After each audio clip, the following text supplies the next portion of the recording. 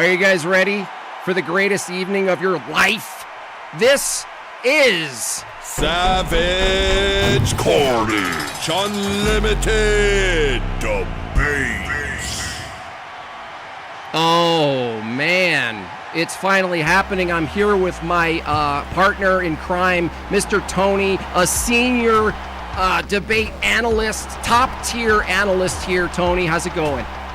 Very good. I'm very excited about this evening. We got some great contestants, some great fighters, and we're going to see them go at each other's throats. You know, when you first said that you were going to do a debate show, I wept bitterly to myself because I thought you were going to abandon me, and now I know that we are doing it together, and I feel strong. Wow, the insecurity filling the stadium tonight. Let's take a look at our debaters. Card one, we have Steelborn, who's a certified Christian nationalist bigot. To many people, a threat to society. His rhetoric's at 6, his defense is 6, attack at 8. He's ranked about 74. And our other opponent here, Planet Peterson, his rhetoric is 6, 6, and 7. He's ranked at 73.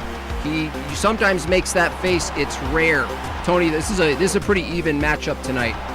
Yeah, his attack is lower. He's almost Mark of the Beast. And it makes sense to me because I think he hates God. Well, with that said, the topic of tonight is Christian nationalism versus secularism, which should rule society, basically. I'm going to tell you about the format tonight here. We're going to have 3 rounds. Each round is going to be broken up. We're going to have a break in rounds. But there's something special for you guys tonight that you guys get to play around with. And what it's called is a SCUD mark, Tony. Tony, why don't you tell the audience what a SCUD mark is, okay? So, how you feel about this guy? You know, you guys are watching debates. You're like, oh, I want to show how I feel in this moment about what's happening here. Well, over here at Savage Carnage Unlimited Debates, we give you the ability. If you think somebody's on fire, well, guess what? You can put them on fire. If you think someone's acting like a real turd and losing the debate and getting dumped on, you could drop a freaking dump on them. If they're freaking spurging, you can put a little thing that says they're spurging. And if you're just over it, if you're just like, this is too crazy, I want to change the scenery, drop a big hundo, and we'll do that for you too. All right, background music is too loud. Good to know. Thank you so much for that. And so, yeah, that's how it goes. I put the link in the pin on the chat. So you go there. It's a website. You could actually buy one of the things. You'll see the arrow, fire on the left. If you want to put fire on the left, fire on the right. You'll see all the things you can buy. Without further ado, Tony, let's get this party started and introduce our interlocutors.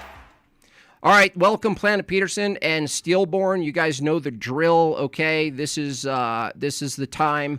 Anyone want to start? Actually, I never even asked you guys that. Yeah. Go ahead, guys. Talk. Yes. 1, 2, 3. Okay, I can hear him. Talk with your mouth. Steelborn, talk with your mouth. Steelborn! Steelborn! Check the chat. Start! All right, okay.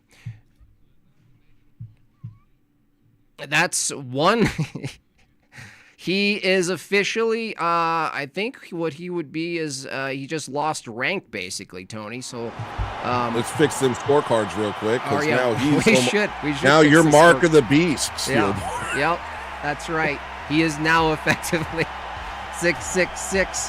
That's okay. Ooh, that's bad. Ooh, that's if you're not ready to attack, then how can you possibly attack? You know what I mean? You could have the greatest moves, but if you're not prepared to use them, then surely you are the weakest attacker. And Peterson has better technology, which is probably means, at least for now, that he'll probably survive and his genes will be passed down.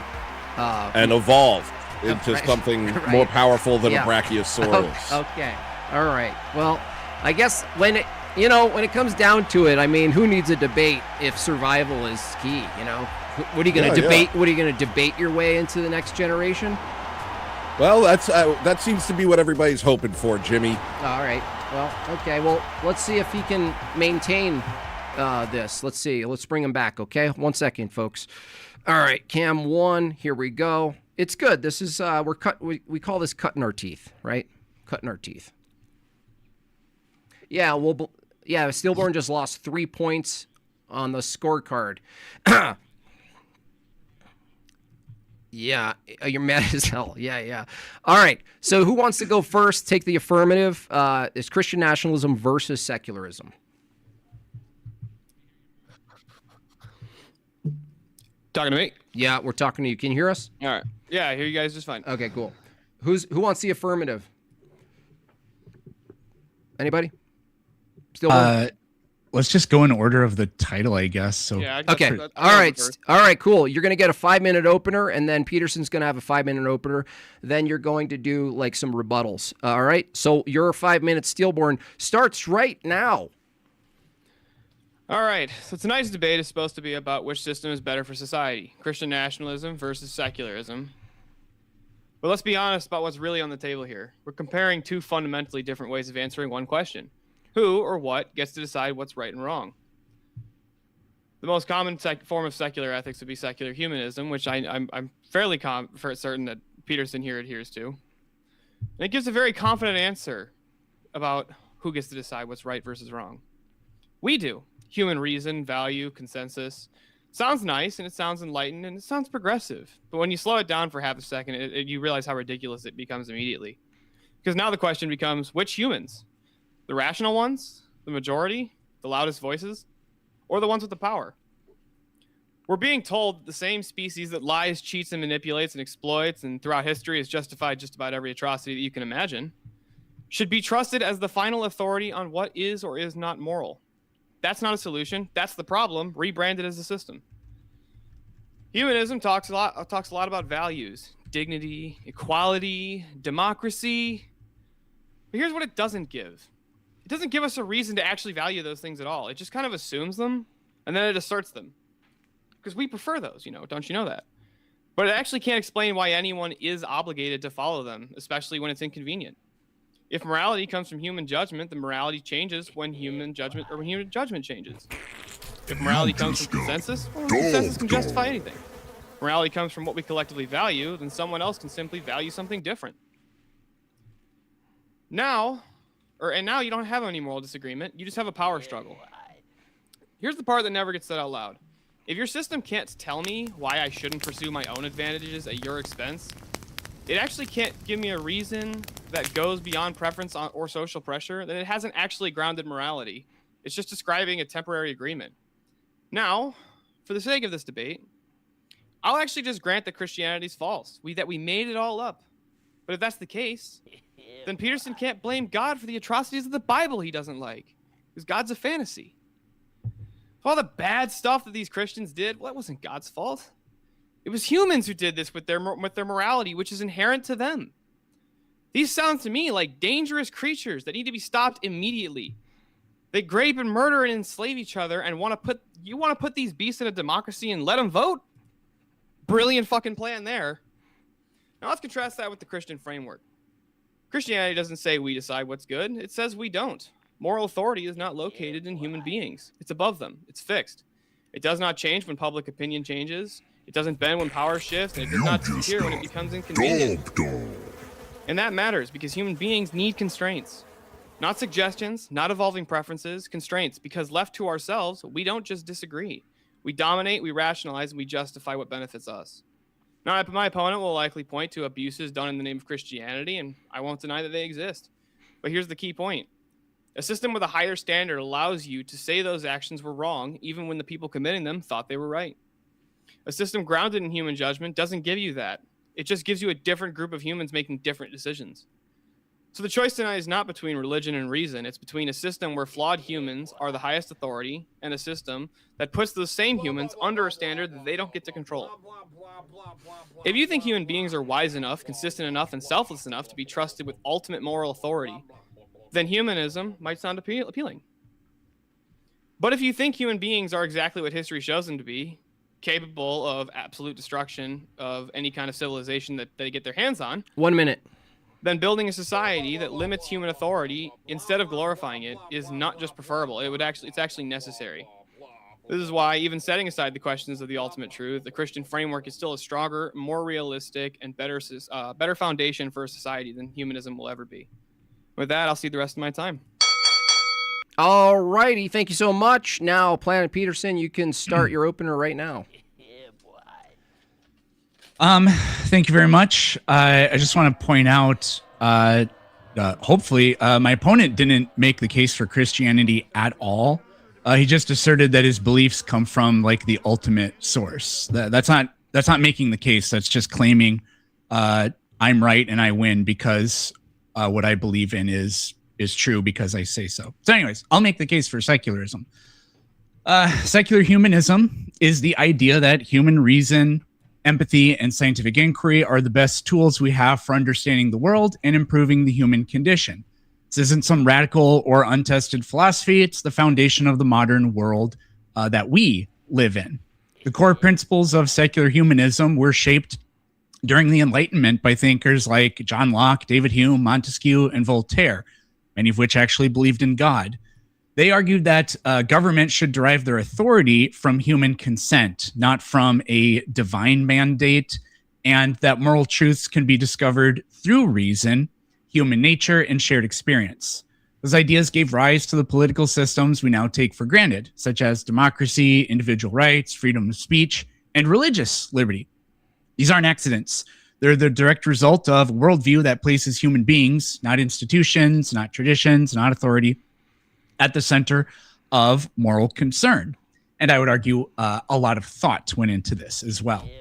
At its heart, secular humanism is about human dignity. It starts from basic recognition that all people have the capacity to suffer, flourish, to think, and to make choices. So from that, it builds an ethical system grounded in empathy, reciprocity, and many other things. If I value my own well-being, I cannot logically deny yours as equally valid and valuable. This is a key tool that secularism uses that Christian nationalism doesn't, which is what we call reason. If the Christian nationalist wants to argue that reason is insufficient, then they have to appeal to reason to explain why. These principles allow diverse societies to function peacefully. It creates a shared moral framework that doesn't require agreement on religion, identity, or worldview. Christians have never flourished as they do under our current secular government, and nobody has ever killed or oppressed Christians more than other Christians in the name of Christianity, ironically. Another strength of secular humanism is that it's committed to reason and evidence. It recognizes that we are fallible and our intuitions can be wrong, and that the best way to correct ourselves and evolve with a changing world is through open inquiry and testing ideas and changing our mind and changing our systems if need be. Secular, well, I have some stuff about science, but, we're running short.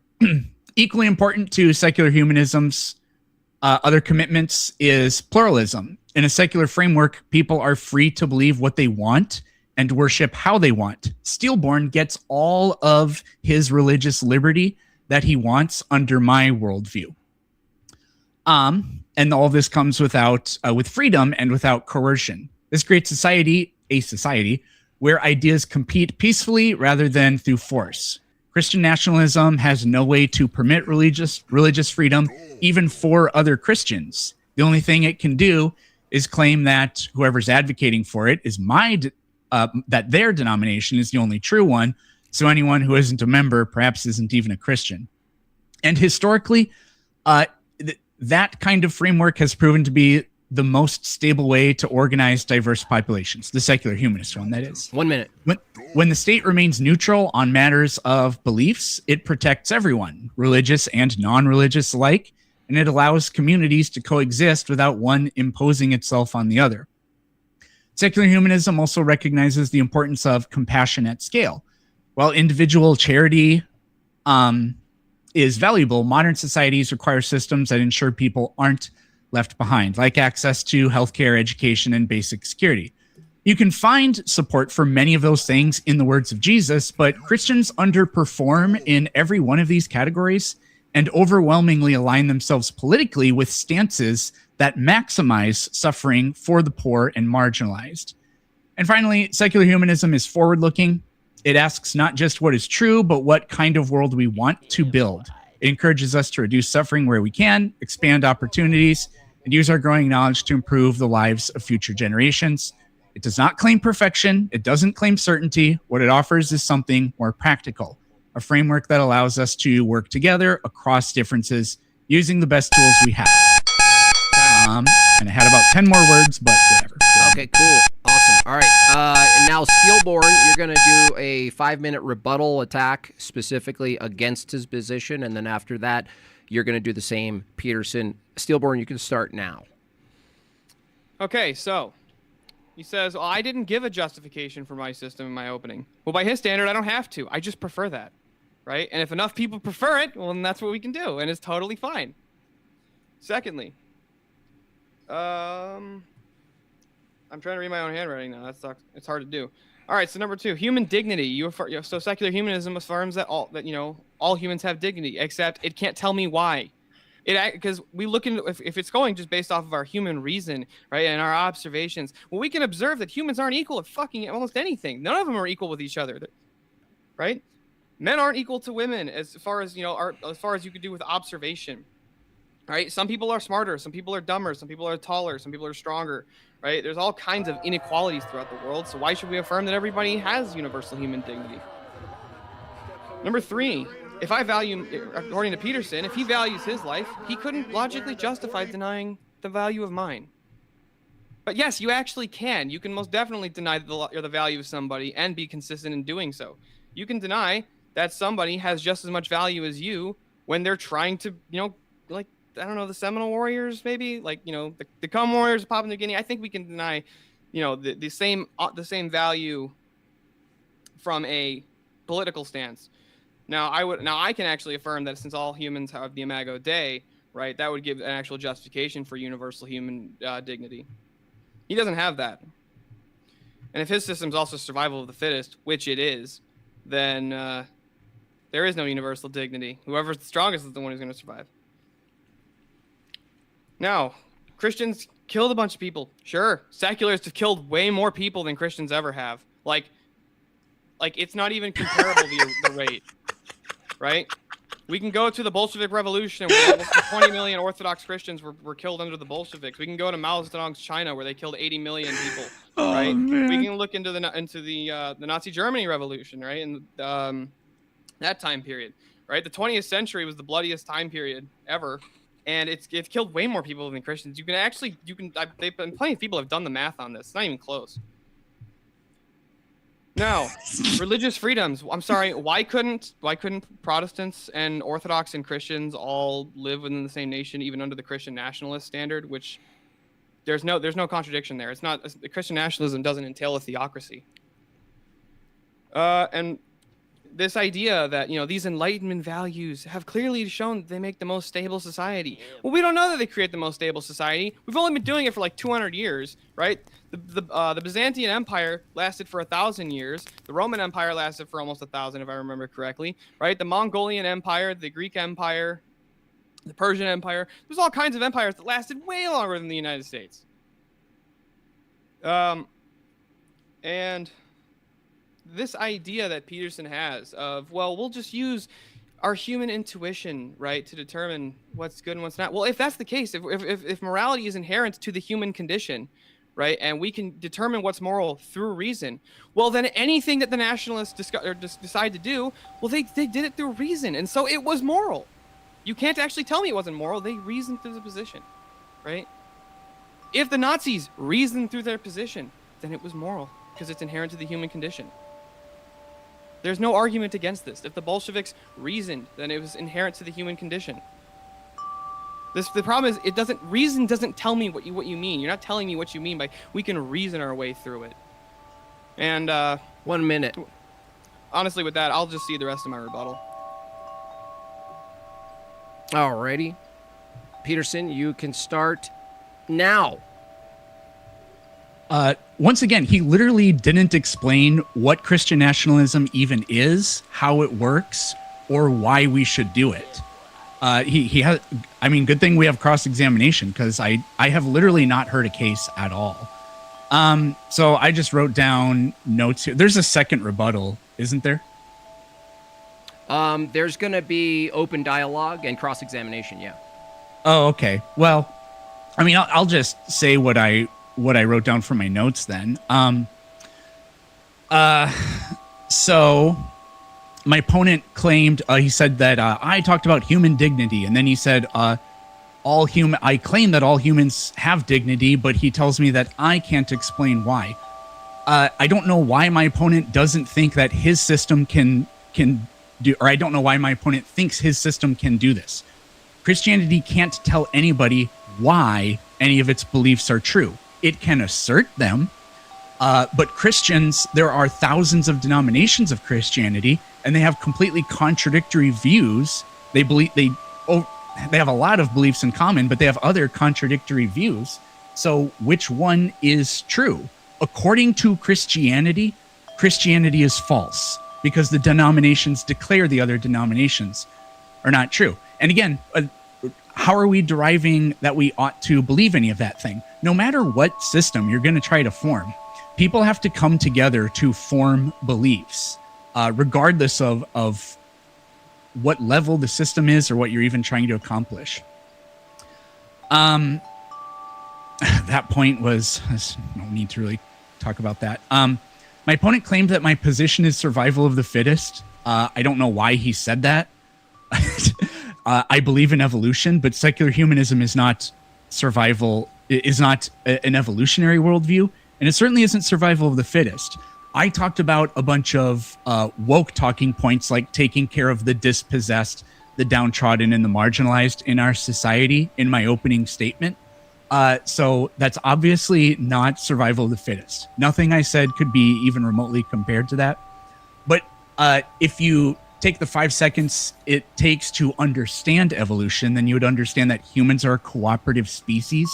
So the biggest human beating up all the weaker humans is literally contradictory to what our evolved human nature actually is and how it works. The claim that secularists have killed more people than Christians, pretty wild to make that claim. Let me give just one example. The 30 Years' War in Germany, that was in the 17th century. Somewhere between 30 to 40% of Germany died in that conflict. And it was Protestants versus Catholics. This is Christians going to war against other Christians. And that's one example. There have been many, many, many other examples of these kinds of inter-Christianity wars.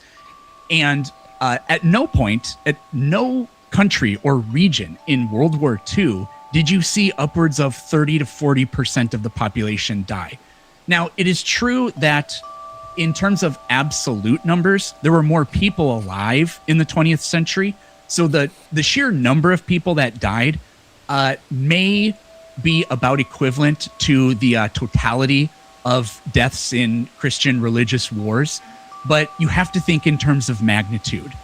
When in past conflict, we know this for a fact. It's been archaeologically and anthropologically studied. The percentage of people that died in violent conflict and wars hundreds of years ago was vastly greater than the percent of populations that died even during World War I and World War II. These are just absolute facts. So this claim is completely false. 1 minute. Yes, my opponent said that I made the case that religious liberty is it's currently granted under the secular government we live in, but it would be precarious if we switch to Christian nationalism. My opponent said, well, why wouldn't this be the case? It literally wasn't the case. Early on in this country's history, Protestants and Catholics banned each other from even holding political office. There were religious tests. So I know it couldn't, or there's a very good case to make that that would be the case because we know it's literally happened before. So thank God for the First Amendment. And my opponent at the end there said that reason doesn't tell him anything. So it would be fascinating for my opponent to justify that claim without using reason, which is impossible. All righty, thank you for that. Now, whoops, wrong one. Sorry about that. Now we go to the next section. The fun section is cross-examination. Okay. Oh, wait. Hold on a second. I got to stop rushing. Hey, great round, you guys. We're going to take a 1-minute break right now. You guys can take a drink of water.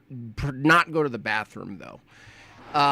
Tony, what do you think so far? I mean, they're really not at each other's throat at all here.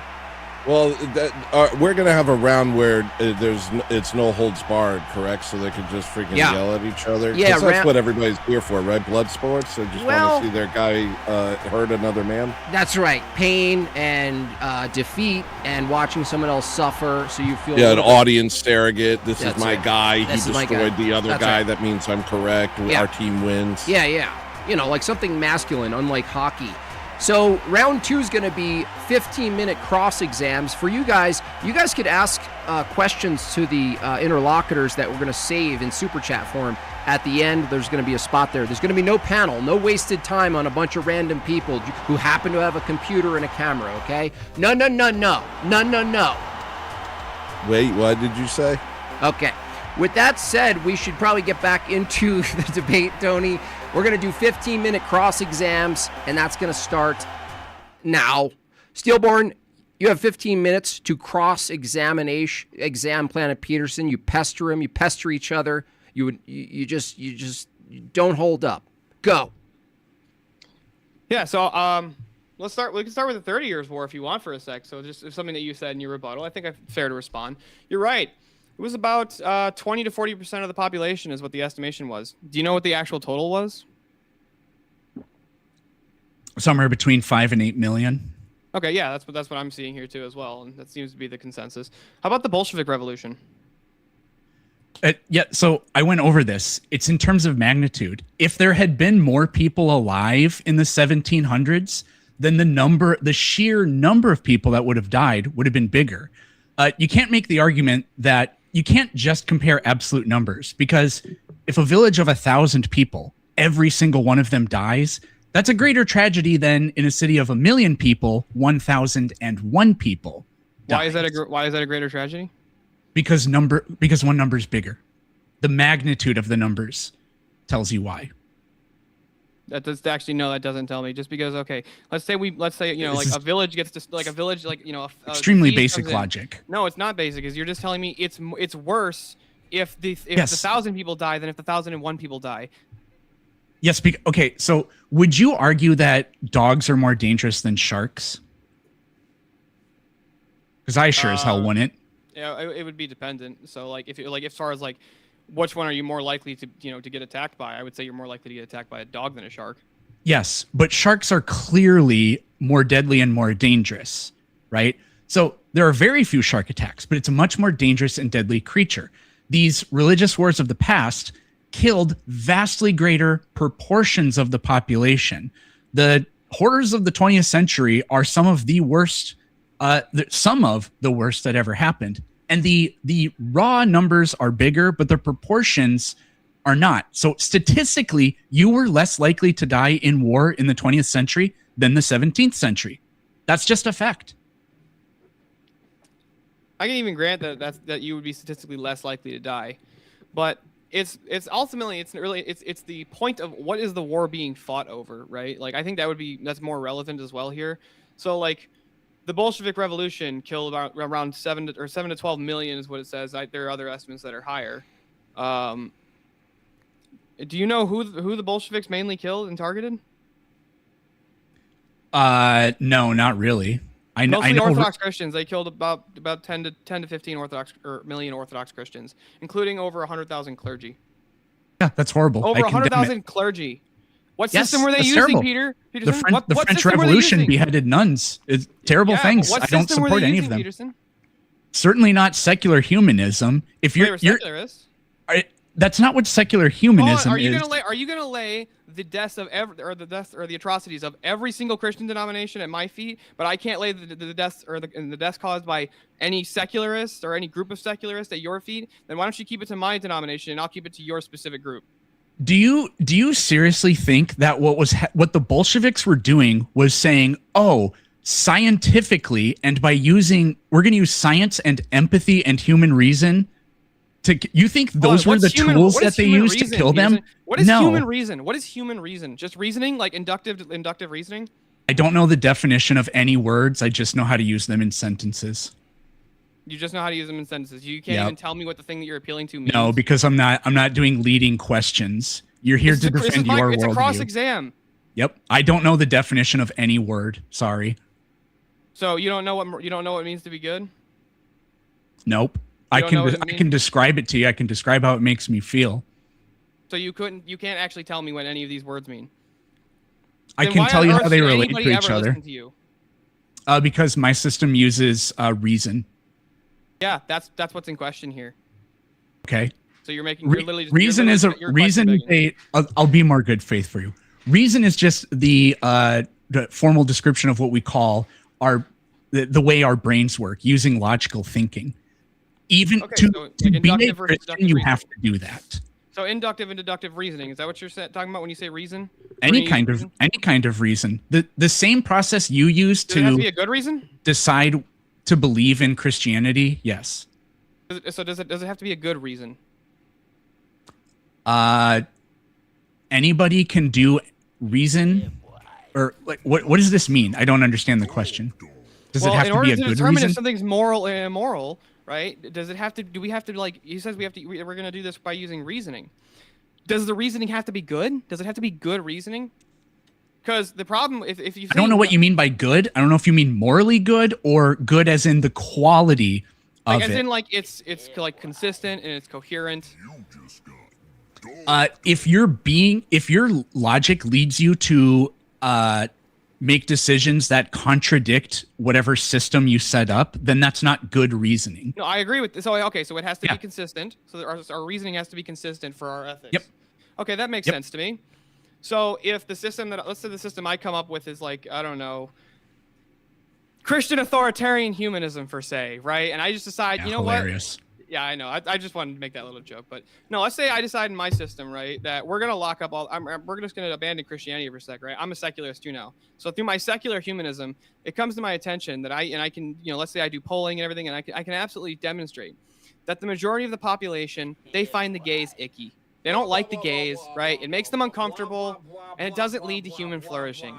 So we're gonna lock them all up, right? We're gonna lock them all up in cages, and that actually leads to human flourishing because the rest of the society, their happiness goes up. Why would that be immoral from your system?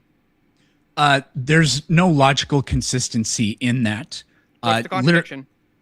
Would any of those people that are doing those actions like to be locked up themselves? No. What's the logical pathway to? It's okay for. I need to be able to answer your question. There is no logical pathway you can get to from. It's okay for me to terrorize and oppress and harm people, but it's not okay when anybody else does it to me. This is kind of the core of virtue ethics.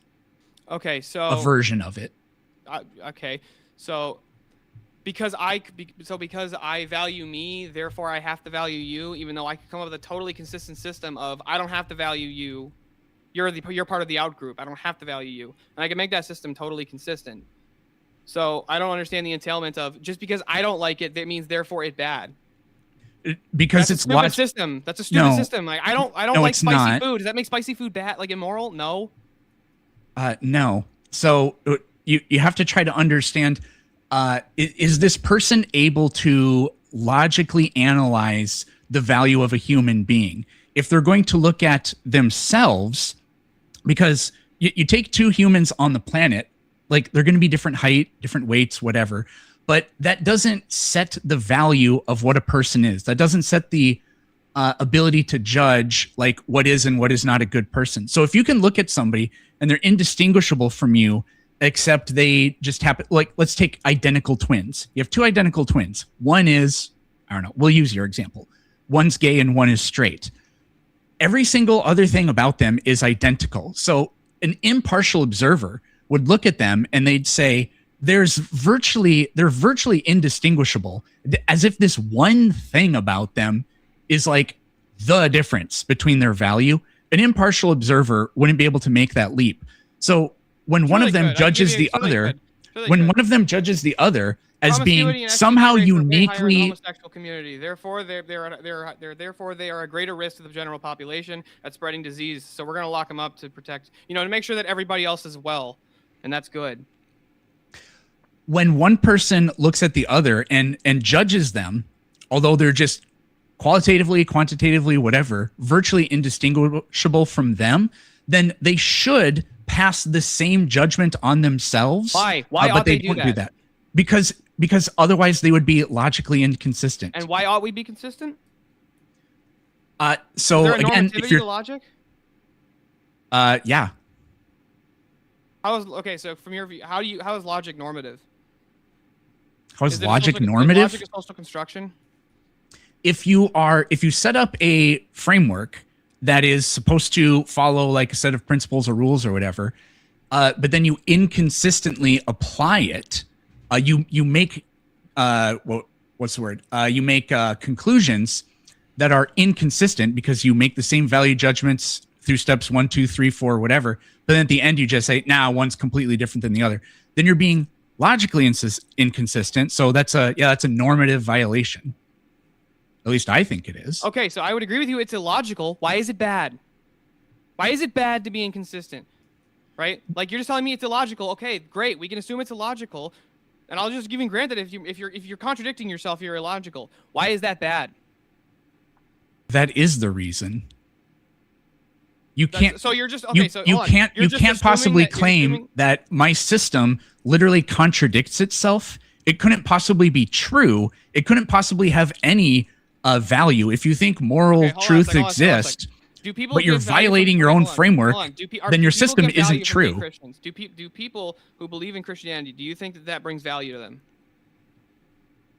Are you asking me if I think it makes them valuable, or do they find value in it? The Christians. Yeah, anybody can find personal value in. Okay, so the Christians find value in being a Christian. Mm-hmm. But you don't believe that Christianity is true, correct?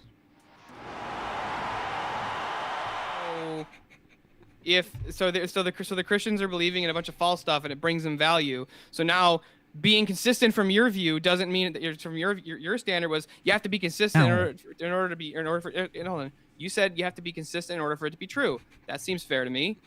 But if you think that Christians are inconsistent, right, and like we're contradicting ourselves, but we find value in that, why is what you find value in better than what we find value in? That's all over the place. So I didn't say that just because somebody believes in something that's false, that there's no value to it. What I was saying is if your system produces all these logical inconsistencies where to make conclusions you have to violate your own logical system and hold cognitive dissonance, then that's where it becomes quote unquote bad. I mean, the economy is completely fake. Money only has value insofar as we say what the value of a dollar is. Yeah, I agree with you. Every single person believes in it. The economy is totally fake, but it works and it's really valuable. Yeah, you can have effects from social constructions. I wouldn't disagree with that. But so hold on. So if your system makes contradictions, then you shouldn't follow it, right? Well, you should reevaluate it. Any system, I think, can be reevaluated and fixed. You don't need to just completely throw the whole thing out. All right, you're a naturalist, right? Yeah, that probably describes me pretty well. Okay, would you also call yourself an empiricist? And all our knowledge is derived through sense data? Effectively, yeah. Okay, where is that sentence found? Where is that proposition found in the sense data? What proposition? That all knowledge is derived through sense data. Where do I find that in the sense data? That is a description of the way things are. Claims don't, propositions don't exist in the universe. We make them to describe the universe. So propositions don't exist? No. Then the proposition if propositions don't exist, then the proposition of Christian nationalism bad doesn't exist. And for bad, does bad or good exist? No, they're propositions from your view. So you can't actually tell me that it's fucking bad to be a Christian nationalist because it doesn't actually exist. No part of it exists because it's just a proposition. Yeah, I mean, if you want to argue the ontological status of these claims, that's almost interesting. But what we're trying to do here is determine what kind of world we want to live in, and the whether or not it really exists has no bearing over whether or not it would be better or worse for society. Okay, great. I agree with you then. So whether or not it's good, better for society. Then why did you waste Right, hold on. everybody's time? So do the Christians? So hold on. So you think that the Christians committed all these atrocities, right? Like they killed all these people. Right? Well, you and I both know that happened. Yeah. Okay, so yeah, so we agree that that's the case, right? But if there's no God, then they came to that position through their own human reasoning, right? They reasoned to that position, right? And as long as they used reason, then it was good. They didn't reason it out. They just did it arbitrarily. 1 minute. Because Christianity is arbitrary, and they appeal to faith, not reason. That was the appeal for the 30-Year War entirely. Was just faith. The reason that you declare your particular denomination is ultimately true, and that, I don't know, whatever Catholicism is false, is going to be faith. You will not be able to use reason. No, it wouldn't be faith. You could most definitely use reason to like determine, for example, that the Protestants don't have apostolic succession. Like you would agree that like there's actually entailments to being a Christian, right? Like I can't be like, I'm a Christian who worships Buddha and curb stomps toddlers for Satan. I wouldn't be able to call myself a Christian at that point, right? Well, I have no idea what a Christian is according to you. Oh, you want my view? Oh, orthodoxy. Well, that doesn't actually tell me anything. This is your cross-exam. The Eastern Orthodox Church, that doesn't tell you anything? Okay. No. So remember, guys, and throughout the cross-exam, propositions don't exist. So to say that Christian nationalism bad, well, that can't be true. It doesn't exist. Time. And we don't find it in the sense data. Literally. All right, Peterson, you ready for your cross-examination, sir? And sorry, Tony. Was that? Did you? I just say a hi. Hey, Tony. All right, bye. All right, great work. All right, so Peterson, your 15 minutes starts now. Yeah. So to make the point I was making just at the end there. So let's say that I'm a hypothetical person. I get an abortion every single year, and I'm Eastern Orthodox. So does that work? That's not even possible. Okay, so when I said that your claim that I'm Eastern Orthodox, that doesn't tell me anything, that would be why. So what is a Christian? So for my view, the Christian, so do you want? I would make this distinction. Here's the distinction I would make: lowercase c and uppercase c, right? Like, so lowercase c Christians, that would be the people who identify with the following of the teachings of Jesus Christ and trying to keep His commands. Like uppercase Christians, I would say those who are a part of the body of the church. And you can make, there's plenty of arguments and proofs that the Orthodox Church is the church that was founded by the apostles and continued. Okay. Can a Christian go to hell? Yeah. Okay, cool. There are different denominations that don't feel that way. So I need to know like who I'm talking to, because that greatly changes the way I would ask questions. I wouldn't say salvation's guaranteed for being a Christian at all. Okay, cool. I like that. I prefer that. So what kind of Christian nationalism are you advocating for? A theonomy where we derive our nation's laws directly from the Bible, or a kind of populism where we have like a state church, we're culturally Christian, we make the assertion that we're a Christian nation? I would say I align more with the populist type, where it's like I want the ethics and the culture to be shaped by Christianity. Because I think ultimately the culture and the ethics of your culture, like, so you have politics is downstream from culture, and culture is downstream from your culture's theology, whatever that theology is, right? Sure. So that's why I would say like I wouldn't force the theology though. Like I wouldn't say like we're gonna force convert people. Okay. Yeah, because in 2 Corinthians, or as Trump would say, 2 Corinthians, Paul says Christianity should be spread by faith, righteousness, and arguments, and not by force. So you agree with that sentiment? Yeah. Okay. There's lots of different versions of Christian nationalism, so I'm trying to figure out where you're coming from. So I ask you fair questions. So let me figure out. I have some written down, so I'm jumping around here. So do you think that we have a secular constitution? Absolutely. Okay, so do you think that if basically everyone in the country was an observing Christian, but we kept the Constitution the way it is, that we would that would be Christian nationalism?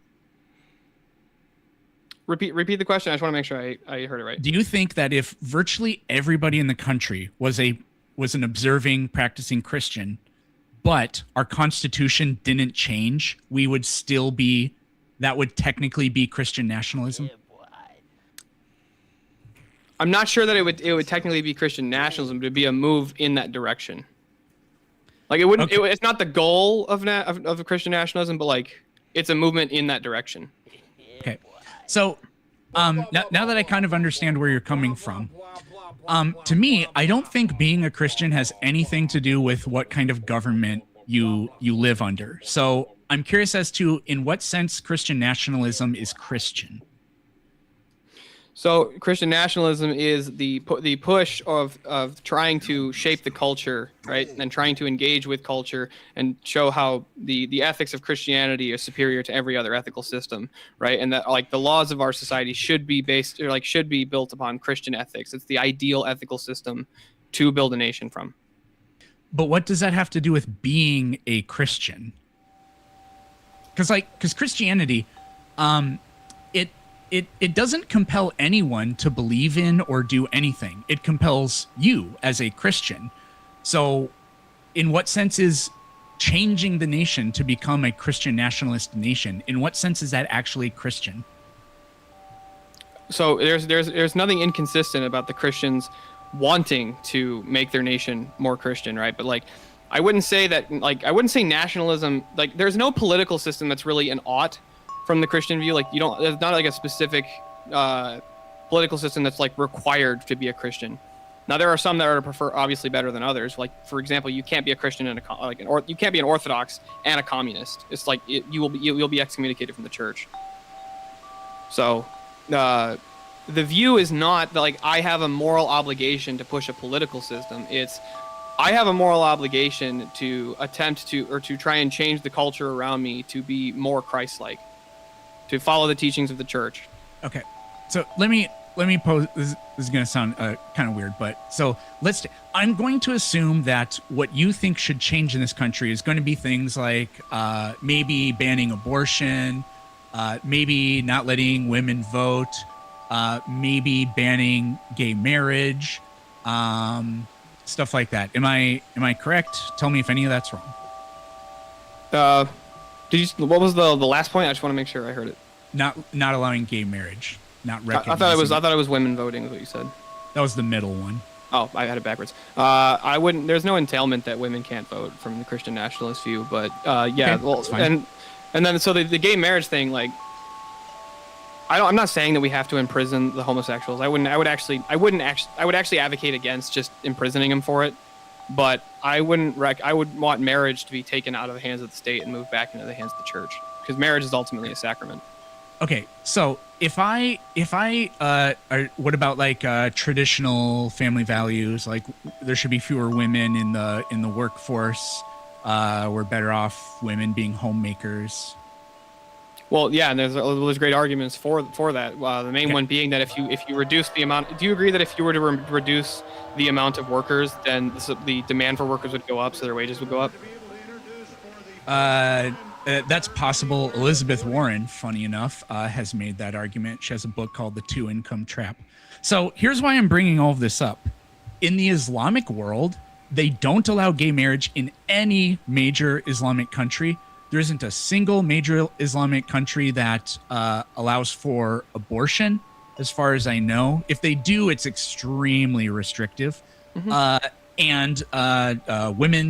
Women are vastly, as a proportion, out of the workforce and education. In some countries, it's even illegal for women to get an education. So obviously they're not Christians, but it sounds like they're espousing the values of Christian nationalism pretty strongly. No. So from the Christian nationalist view, there's no entailment. In fact, we wouldn't actually say women can't get educated, for one. Number two, it's true that the Islamic countries don't allow for abortion, but I don't know if you're aware of this, but Iran is actually the capital of the world for transgender surgeries, which would be one thing that Christians would definitely want to get rid of. If I've never heard that about Iran, maybe it's the case, but there's a lot of other Islamic countries that are not doing that. So if we just take a few issues like gay marriage and abortion and a few other things, it sounds like they're doing a lot of the things that you would recognize that Christian nationalism is intended to do, right? So there could be certain goals that we could be aligned on, but ultimately we couldn't. Like, Islam and Christianity is not compatible. Yes, I know. So this is why I'm saying, if Christian nationalism is just the policy things you want to accomplish, then it's indistinguishable from these Islamic countries. So they're doing Christian nationalism. Now, even I think that that's obviously they're not doing Christian nationalism. But the only difference is their faith. So if they end up policy-wise in broadly the exact same place, yet it's a completely different religion, this demonstrates to me I still have no idea in what sense Christian nationalism is even Christian, because the Muslims are doing all the stuff you guys want to do. So what's actually Christian about it? I'm sorry, is the Muslim allowed to beat his 4 wives? Maybe in some places. And are Muslims allowed to marry multiple women? Yeah, probably in some places. Are Muslims allowed to marry? Are Muslims allowed to practice first cousin marriage? I didn't say that they're one-to-one the same.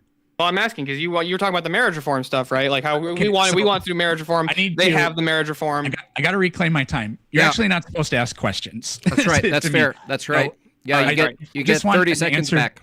I just want an answer to my question. They're doing, they do stuff that's different, but broadly with a lot of big picture issues, they're doing exactly the same thing.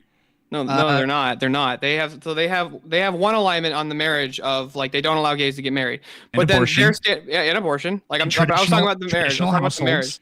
No, not traditional households. They don't have traditional households. Okay, well, if you're going to make the distinction because in some of those places they're doing a lot of polygamy, then okay. That's one, the polygamy, and then the other one is that we don't advocate for beating women, and we don't advocate for locking them up or forcing them to stay in the house. In the United States, there were no laws for marital rape until 1977. So I'm glad it wasn't categorized as the same thing, but that's you're just equivocating. It was considered assault, and it was just you were given the same punishment for that. But also, it was still just as hard to prove then as it is now. Okay, I'm gonna have to move on to some of my other questions. So you currently have the right to observe your religion under our secular constitution. So how does Christian nationalism preserve and protect that right? Well, for one, I don't believe in rights, and two, why do we have to though? Why do we have to allow a bunch of Muslims to practice in our nation? Stop asking me questions. How? Okay, fine. It doesn't, and we don't care that it doesn't. I didn't. You're bringing up Muslims. I didn't say Muslims. I said, how does Christian nationalism protect the rights of Christians?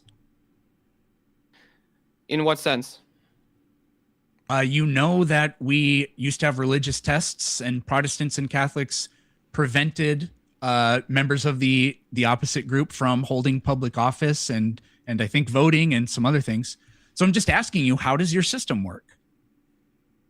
So I would move this back to the way we had it at our founding, which is that we actually used to have this. These states could actually have their own denominations post ratification of the Constitution, right? They were like the states had their own state religions, most of them, not all of them. I think like 2 of them didn't. So, okay. So like for example, Louisiana. Let's say Louisiana becomes like they're a Lutheran state. They don't have to allow the Presbyterians or the Baptists. They don't have to allow them to vote or to hold office in their state because they're not a Lutheran. The problem with this is what? And that's good? Do you want this? Hypothetically means wherever you live, don't dox yourself, but you are now setting up the potential for wherever you live, your denomination now excludes you from being able to participate in government, which is the way we structure our lives. So you're okay with that? Yeah, I'm not a fan of universal suffrage. I think it's a ridiculous idea. So do you think that so you're totally fine with Orthodox people not having suffrage? If the state was Catholic, sure. That's a kind of a wild admission, I guess. Why is that? Because I think that universal suffrage is a terrible idea. Do you want to be oppressed? Do you want to have your rights taken away?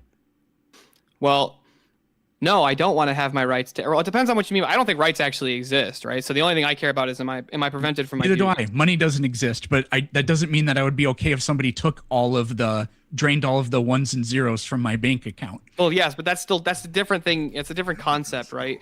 Money is the way in which we barter because, we have to have a universal standard, or there has to be a universal standard for how we trade when, like, let's say you make the boots and I make the hammers, right?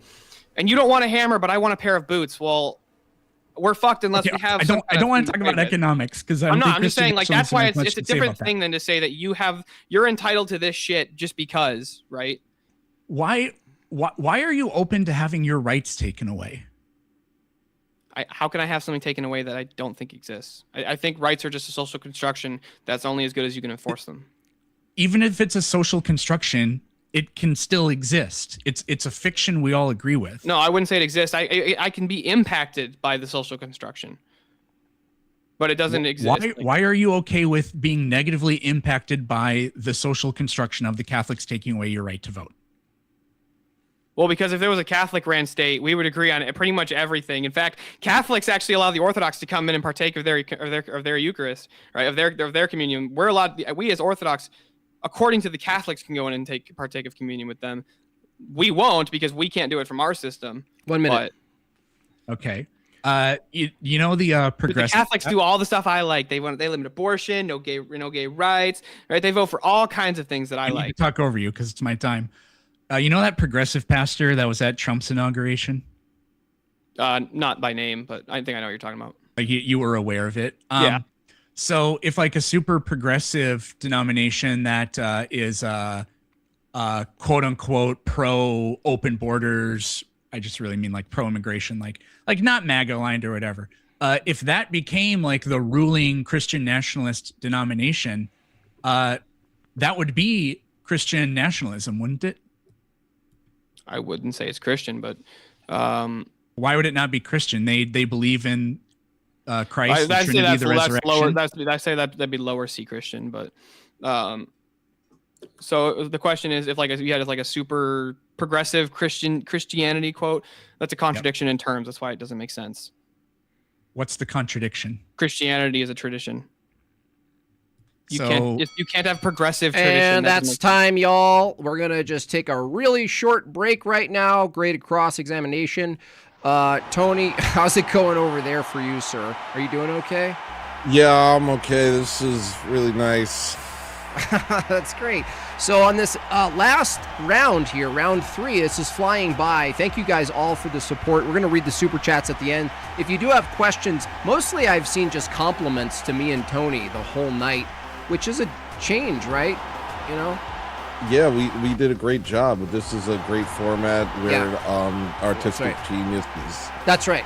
So the next round is going to be 30 minutes unhinged, and then we're going to get a 5-minute closer, and then we're going to read the super chats and hang out a little bit. Maybe when you're zombie colored. You're a little bit zombie colored. Yeah, I need a drink. Calm down. I need a drink. Calm down. Oh. Calm down. We were supposed to do like little times in between, and you've been just like speed running all the stuff, bro. Ah! It's okay. You're doing great, though. I want you to know. Are you ready for the last round? Yeah, sure. All right, you guys. This is the last round. It's a open, unhinged 30 minutes. Now, I do want you guys to consider when you're doing this. Consider the model you have, what it offers society. Why is it unique in comparison to the opposition, and vice versa? That's what the audience would like to hear. What does Christianity, Christian nationalism bring that secularism doesn't? What does secularism bring that Christian nationalism doesn't? And so forth. Okay, and you can start that right now. All right. You want me to start with just what does Christian nationalism bring that secular humanism doesn't? Yeah. Might as well. All right, so the goal of Christian nationalism, what it brings is it's a universal standard for a society to always appeal to. For one, so that our ethics would be universal. They would be unchanging, and even I would say they wouldn't be arbitrary, but Peterson would. But not only that, it's going to bring a couple of things. One, it's going to bring actual like coherent families together that are actually like a working model, right? Mom, dad, couple of kids, right? You can't the two homos can't go buy a baby. They can't pay a woman to rent her womb to buy a baby, right? That's going to be one thing that it's going to bring. It's also going to bring a standard back for it's going to bring a standard for our ethics that humanism can't actually provide, because if two groups are competing within the humanist group and they're both using reason, well, then they're on equal footing. Whereas the Christian nationalist can say, no, the Muslim's not on equal footing with me, even if he agrees with me on stuff. Can you think of a good argument for antinatalism? Absolutely not. It's a totally incoherent worldview. Well, you just gave one. You said homos shouldn't be able to have surrogate mothers. That's not an antinatalist position. Yes, it is. We have an opportunity to bring somebody into the world, and the only people that can do that are people that can afford to do that, and your socioeconomic status is the number one predictor by far of how successful you'll be in life, how good of a depends on how you measure success. Contributor to society you will be, how healthy you will be in the long run. And you just said, no, I'm going to get rid of even the possibility for that in this one case. So you made an antinatalist case. Well, because no, it's not an antinatalist case. In the Christian ethics, preventing a human being from entering the world. It's antinatalism. Antinatalism is the goal to get people to stop having kids, entirely. But just because I don't want to, okay, so like, hold on. If I don't, hold on a second. If I don't want, even if I would affirm that they're still humans, right? I'm not saying that the baby is bad, right? It's the method and how the baby came to be that's bad. Just like I could say that a child that was conceived in rape, the child's not bad and they haven't done anything wrong, but I still don't want children to be conceived in rape as a standard for society. Like, does that seem like an antinatalist position to you, to say I don't want this to be a standard for how we actually create children? No, that doesn't sound like antinatalism. So if I don't want children to be made in the same from way that I view as basically just as bad, of two homos buying a baby, which takes the creation of children outside of the marital act, which is the way it's supposed to be done, from my view, how is that an antinatalist position? If it's the same reasoning for why I don't want the child conceived in the grave, like I don't want that to be the standard. They're not. Do you think being gay is morally equivalent to being raped? No, I'm saying the act of creating the child is equally bad to me, because it's creating a child outside of the marital act. This is also why I'm against IVF. I guess that seems pretty wild, I guess. Oh, okay. It's pretty wild. That's a great argument. Okay. Do you have another question? I'm gonna try to think of what I want to ask next, but do you have another question? Yeah. So hold on. So why should our society allow for like the pride parades, right, where you have a bunch of homos running around in drag, dancing in front of children, right? They have dildos fucking glued to their forehead and shit, right? Why should we allow that for our? How is that beneficial to our society? Why do you get? There's no logical argument you can make that you expressing a pride in your sexual orientation is fine, but nobody else can do it. Pride parades don't harm anybody. You just don't like them. That wasn't my question. I don't like the way olives taste. I'm not going to ban anybody from eating olives. My question is, how is it beneficial to our society? It can be neutral. It doesn't harm anybody. When you Okay, hold on. When did Jesus ever say it's okay to oppress certain people? Never. There's nothing Christian about what you are talking about here. What do you mean by oppress? Prevent anybody from pursuing, I guess we could go constitutional and say life, liberty, and the pursuit of happiness. Yeah, no, there's definitely examples in Christianity where you should prevent people from pursuing just happiness or life or liberty. Like just on its own, definitely. Ground it in scripture then? I don't have to always appeal to scripture from my view. I can also appeal to the tradition of the church for one. But two, so, okay, you want an example of preventing, or us preventing liberty? The entirety of Christianity is a prevention of liberty, right? Like that's actually like liberty is satanic theology, is like ultimate liberty. right? Where our view I'm saying from the Christian view. Just because you believe in liberty doesn't mean you believe in hedonism. I didn't say hedonism. I mean ultimate liberty. Yeah, ultimate liberty would be you doing whatever you want, whenever you want. I think hedonism is a pretty good synonym for that. No, hedonism is a system that values. It just says that you should do whatever brings you pleasure. Yeah, I think it's maybe do you only do things that bring you pleasure? Not really. No, probably not. Yeah, right, so like hedonism, liberty, not the same thing. You still do whatever. You still do what you want. You're just being pedantic. I think they're actually very distinct and very different. So again, to get one back says to do whatever you want about, as long as you don't hurt anybody. The other one says maximize pleasure. So can you give me the case for how a pride parade actually harms anybody? Oh, well, if the Christians all find it to be morally repugnant, right, and it actually makes them upset to see it, right, and if they're upset, then it's going to necessarily lower their happiness, right? So if it lowers their happiness and there's more Christians than there are homos, why shouldn't we just say no more of that stuff? Because for the majority of people, they would prefer not to see it. Let's just say that we had a poll that said the majority of people are negatively impacted by seeing it, and they would prefer not to. It's not might makes right. I'm asking you. Yes, it is. You said there's more of us, and so why shouldn't we oppress them? It hurts our feelings. Well, how is it oppression to say you can't? How is it oppression to say you can't walk around half naked in the street? Is it oppressive to say that you can't walk around naked in the street? Is that oppressive? It's a kind of discrimination that I think is probably beneficial, but you can make a reasonable case for it. Oh, so well, go ahead. What is the reasonable case, the non-contradictory case, or whatever? For why it's okay for you to ban, for example, a pride parade, but it's not okay for the gays to go around and put tarps over all of the Christian iconography in this country. Tear down all the Christian monuments. Why is it not okay to do that?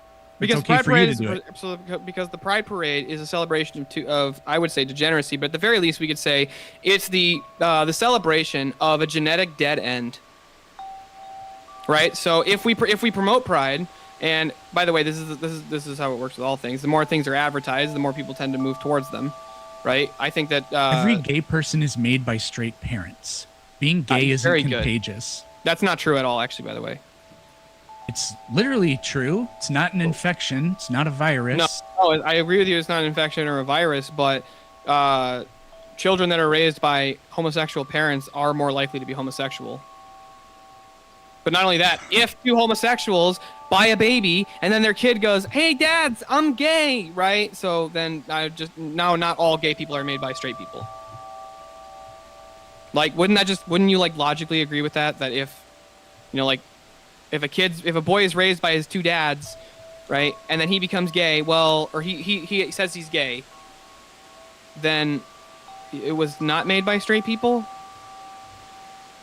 The child was born to, I did a quick Google search, and it's just a Google AI overview. Children raised by gay parents are no more likely to identify as gay than those raised by heterosexual. Well, they're more likely to just not identify as heterosexual. They're more likely to identify as some other category. Okay. I still haven't heard why, what the reasonable, rational case for why shouldn't gay people go around covering up all Christian iconography, but homosexual iconography isn't allowed in society. Shouldn't be allowed in society. Because homosexual iconography is the promotion of a genetic dead end, and ultimately it's gonna be the more and more you promote homosexuality, you want to promote like the extinction of the species, because if more of the species becomes homosexual, that would never happen. Demonstrate the contradiction. The contradiction in what? Is it logically possible? You don't have to grant a hypothetical. This is like, in order for you to tell me that you're going to reject my hypothetical, you have to demonstrate that the hypothetical is invalid. In order for the hypothetical to be invalid, it has to be a contradiction. There's zero supporting evidence that if you just affirm the existence of gay people, that it causes the population to become so gay that the population disappears. There's zero evidence. Is it logically possible? In the sense that I can imagine it. Is it likely to happen? No. Not in 10 trillion years. No. Hold on. Do you think people are, do you actually believe that people are born gay? Or do you think that your environment can influence your sexuality? It's overwhelmingly genetic. We know this because Is it? Because identical twins correspond about 0.7. I think it might be a little bit higher than that, but around 0.7 for their sexual orientation. Okay. Well, then, real quick, if it's basically just genetics, then why is it when men go to prison? Were they always gay? Were they always gay after they go to prison? Probably because they get lonely. You know who the most likely so your environment can influence your sexual behavior. I very clearly demonstrated that, yeah, when I said that identical twins correlate at 0.7, not 1. So then it's not entirely genetics? Yes, that's what that means. So it's possible then still. So it's even possible. I can imagine in my head that if everybody became Christian, they would all of a sudden become the death cult version of Christianity, and then everyone would commit suicide, and then that would be the end of civilization. That's not possible. Yes, it is logically possible. I can imagine. No, it's not logically possible to be a Christian and then say that you ought to commit suicide. Have you ever heard of the like 2nd and 3rd century Christians that offered themselves up to Rome to be thrown onto funeral pyres and tortured and killed? It was a very, very popular thing, actually. To be martyred? Yes. So for one, if you're martyred against your will, like, and what I mean by that is like, there's a difference. Tell me that they weren't really Christian, which I'm gonna say I wouldn't say. I'd say they're not really martyrs if they're going, I'm gonna kill myself for Jesus, right? That's not what actual martyrdom is.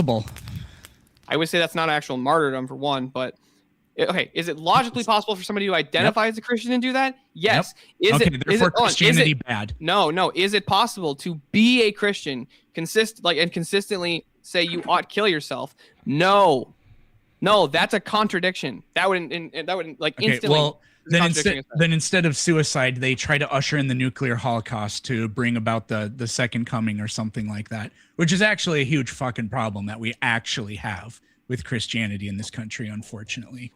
But yeah, so I can imagine that. Therefore, since it's logically possible, therefore what?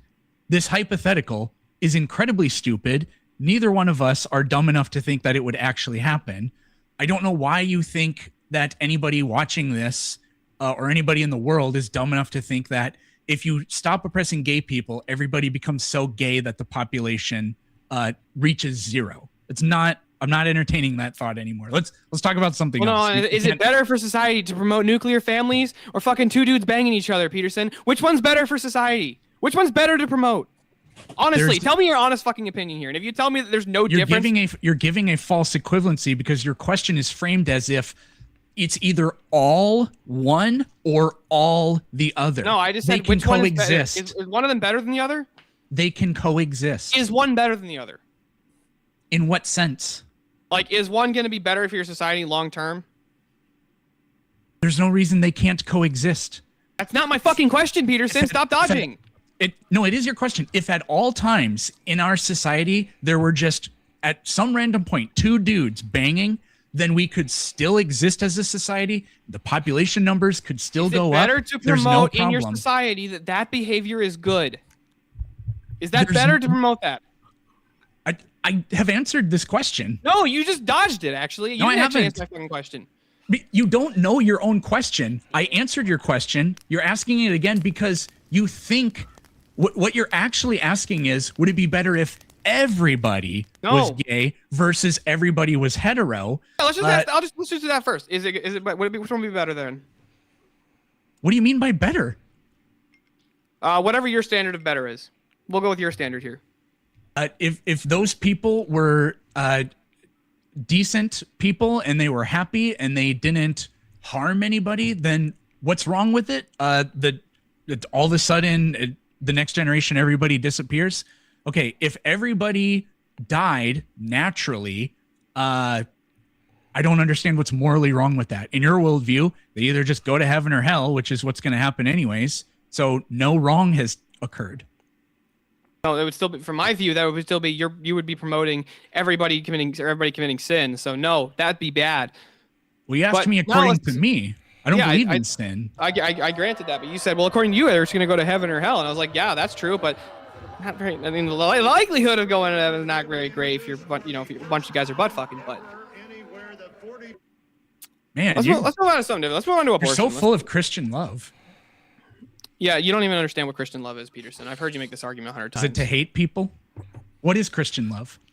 Christian love is to will the good of another and that has to be it's to will the good of another for their benefit. That's what Christian love is. So it's from my view. Like if I'm in order for me to do something loving, that's actually I'm willing to go what I think is best for you, for no benefit to me, but for your purpose. Ground your condescension and use of slurs against homosexuals in Scripture.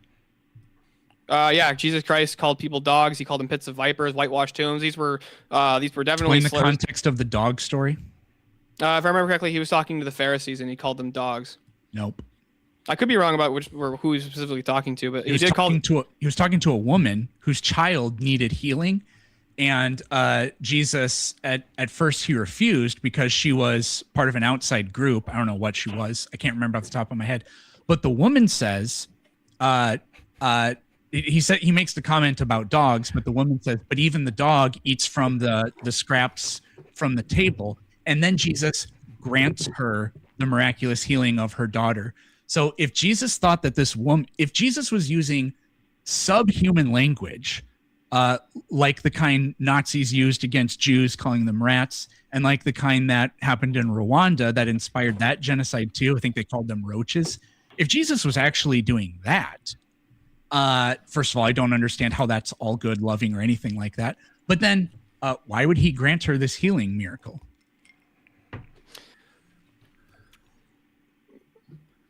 I'm going to be totally honest here. Talk about something else. I'm not sure how I've actually answered that question, but real quick, did he also call the Pharisees vipers, right? And did the church declare people to be heretics, called them godless heathens, pagans?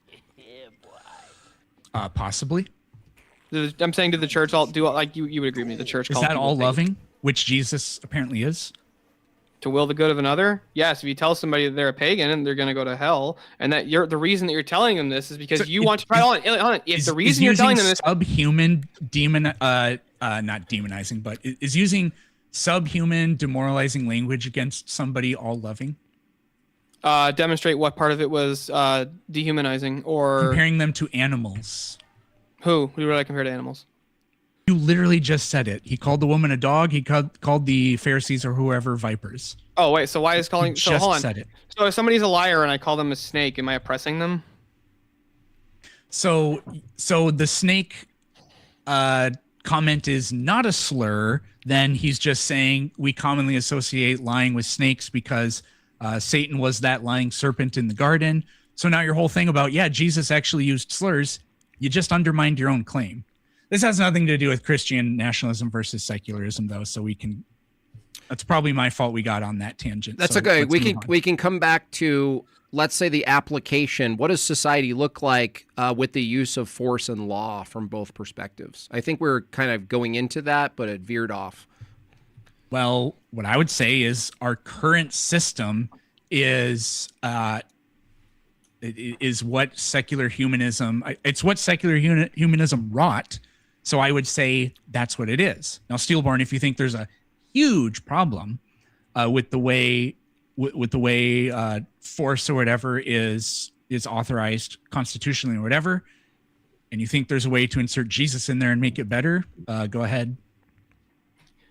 I wouldn't say that the methodology for our current system of force would be inherently wrong, right? But I would say that whoever the force, ultimately, whoever uses the force, whoever has the monopoly on force, you really want to be particular about what their ethical system is.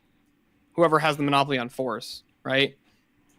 So could you, what would be the problem if Like, even from the secularist view of, we could still, like, affirm human dignity, right, and ground it in reason. But if they used Christian ethics, right, to, like, let's say we used force to, like, forcibly stop people from getting abortions, what's the problem with that? And I'll grant. Oh, by the way, I'll just grant for, let's say, hypothetical. That has I'll grant nothing the to do with exceptions. Christianity. I'll grant the exceptions. I would say fine, but in no way is what you just described Christian. Using force to stop people from killing babies? No, not that. The part how you described the process in which you get there. I said that in the beginning. I literally said there's nothing. I don't see any inherent problem with the way, or the fact that there is a monopoly on force, or even the way that the Constitution has the monopoly on force set up. Right? Yes, but you said, okay. So here's what I'm laying out. What you're not advocating for Christian nationalism. You're not even inserting Christianity in here at all. Are you making that decision using your very fallible human brain? What decision? The decision, the hypothetical you laid out, where us Christians are going to get together and we're going to do blank. I'm not appealing to myself for that. Did you use your very fallible human brain to, or are all the people using their very fallible human brains in this hypothetical? That would be, well, from your view, that'd be the case, but not from my view. From my view, this would be a commandment from God. So I'm actually not appealing to myself. I'm appealing to God. So God is doing the thinking for you? God is telling me what's good or what's wrong or what's right based on his nature. That's how I can. Does God cause you to act? Does he violate your free will? No, I wouldn't say God caused me to act.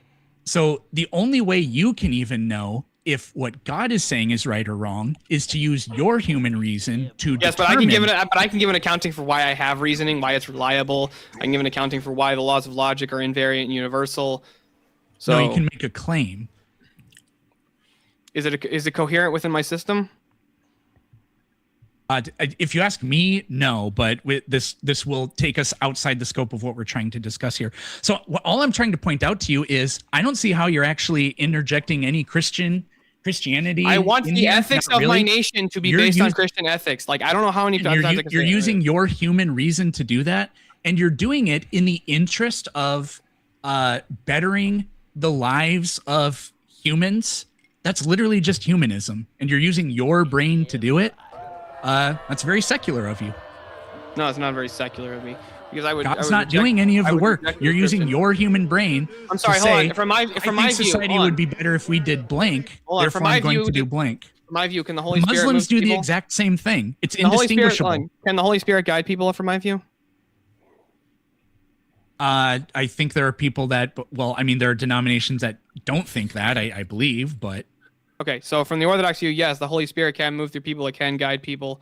So if that's the case, how, like, and let's just say, like, I could somehow associate it and say, like, the Holy Spirit is the one guiding us to do this.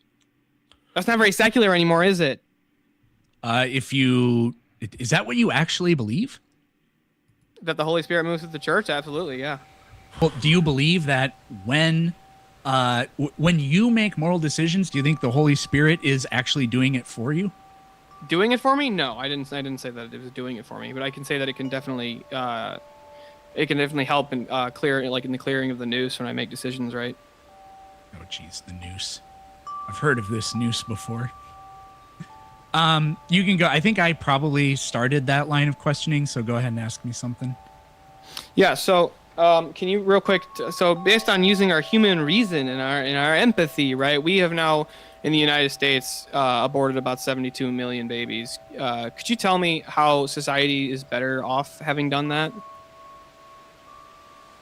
Every single measurable metric about our society has trended upward, except for income inequality and cyber terrorism over the last several decades. That's not true.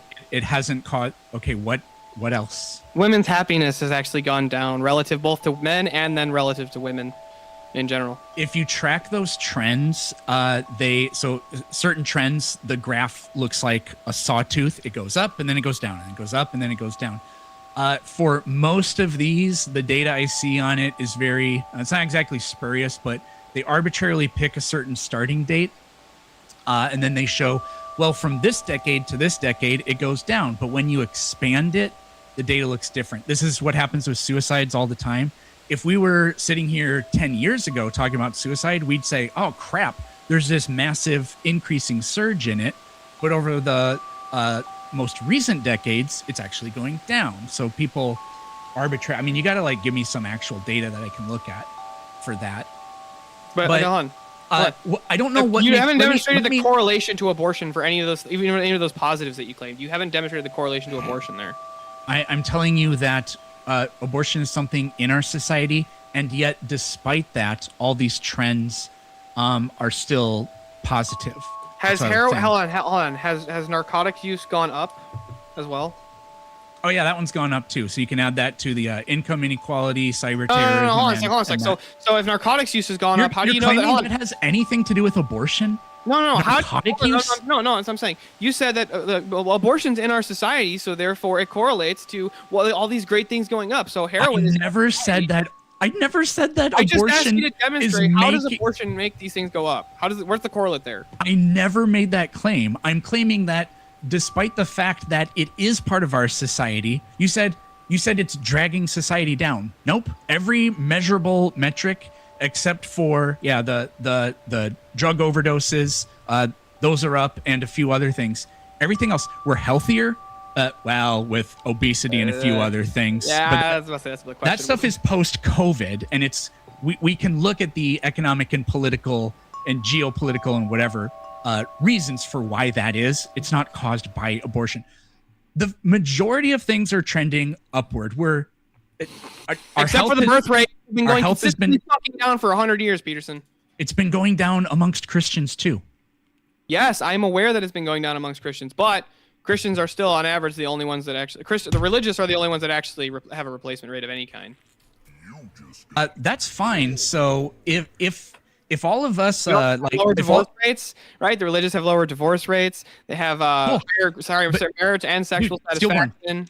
If all of the people like me disappear, but our country, like our constitution, remains in place, then if you ask me, that's just secular humanism, because that's the top-down. I'm sorry. I'm not even sure that it's still structured. I've been thinking about this throughout the debate. I'm still not sure that it's secular humanism, because the entirety of the Constitution is founded upon an axiom of, these people are endowed by their creator with certain unalienable rights, right? Who's the creator that you think they're referencing? Do you think it was mom and dad? No, the creator is nature and nature's God. I can tell you about this if I got to pull up the. Yes, nature and nature's God. Yes, I've heard your argument for this, right? So the whole nature thing, the appeal is to nature. That's literally what they thought. Thomas Jefferson didn't even want to put the creator in there. The deists that were Jefferson was a deist. Yes, the other. Yeah, sorry. It would actually be more accurate to say the other Christians and some of the other deists wanted him to put that in there. So the Constitution was still founded upon an axiom of endowed by their creator? I have notes on this. The Declaration says the laws of nature and nature's God. Jefferson wrote the Declaration, but it was created by a committee of 5. Among them was Adams, who says plainly, quote, "We can never be so certain of any miracle as we are from the revelation of nature. That is, nature's God." That's the kind of nature that these Enlightenment deists thought of when they say creator. He loses the debate. But that's the But that's just the. Wait, you're arguing with him and he's not there. I don't know if he said Constitution or Declaration, but this is just the Declaration, which isn't a legally binding. We'll just let him do the remaining time arguing with Steelborn not being there. Go ahead. Go ahead, Plan definitely. Argue with Steelborn not being there. That's right. I win. Yeah, he basically rage quit. So whatever, I don't know why that last topic was so stuffy for him, but we'll wait for him to get back. In the meantime, we're going to prepare for closing statements. Hopefully when he gets back soon, we'll be able to do that. 5 minutes each. And then we'll just take we'll read through the super chats, the ones that apply. A lot of them are just compliments for the show, which I appreciate. But the ones that are directed toward you guys, we can do that as well. I could go like this. Hold on. Just give me a second. I can make it like Oh, nice. Oh, Bro. dude, he mocked you. What the hell, bro? He just You didn't even he give just me enough time. he just loon mogged. Do you know what a loon is? He just Yeah, I know what a loon- loon is. he It's like a freaking sick duck. It's a sick duck. That's right. It's the sickest duck. He just Not a bad description of a loon, actually. They're freaking got red eyes. They're crazy. They make me, I don't know. They're kind of calming, but maybe in like a, like a mushroom sort of way. I don't know. I like them. My breaker tripped, he said. He breaker tripped. All right, well, that might take a bit. So instead of doing your closing, we might skip the closing depending on how long it takes. Whoa. Give them a second. Give them a second. I don't really have much to say. As a closer, yeah. Yeah.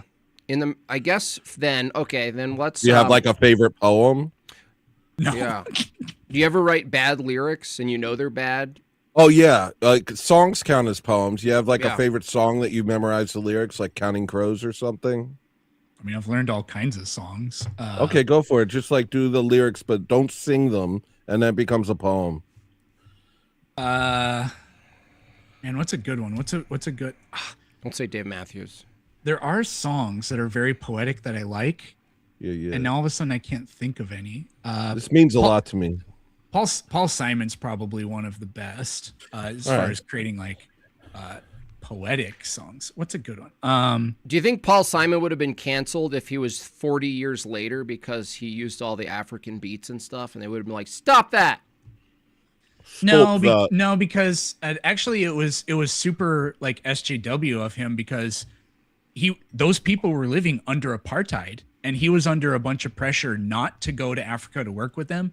And he said, "F you, I'm going to." So it was he was actually showing solidarity with them.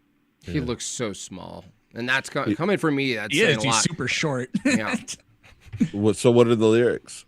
Are they like Sorry. under the wind of the African? I don't have them trees, memorized I off the top of found my head. witch doctor, and he taught me how to be the man with nary a dream. Is that it? I found the Twilight Master. He gave me the fiery tomb. Peterson, do you suck at singing, or are you just stingy with your audience? I'm one of the worst singers I know. You don't have to sing it. It's poems. It's poems, guys. Guys, this is the poems part of SCUD. Yeah. This is what we know to do when someone drops off. It's the person has to say a poem. Oh my god. You're trying to get the audience to like me even less. Oh, Yeah. he's gonna do poetry. All I know, right, so it's a trap. It's a I think- trap. I'm not sure. Obvious Child is one of my favorite Paul Simon songs. I don't know if it's my favorite, but Let's hear it, bud. toward the end of the song, he talks about the character of the song is called Sonny, and he's old and he's reflecting on his life, and this part's just beautiful. This is how I'm ready to receive. Go.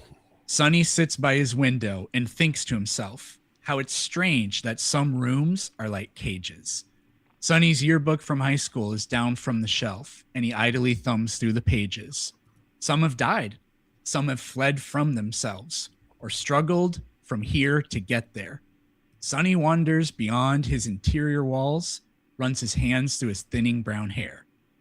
I got goosebumps from Yeah, that's beautiful, dude. You should go to church.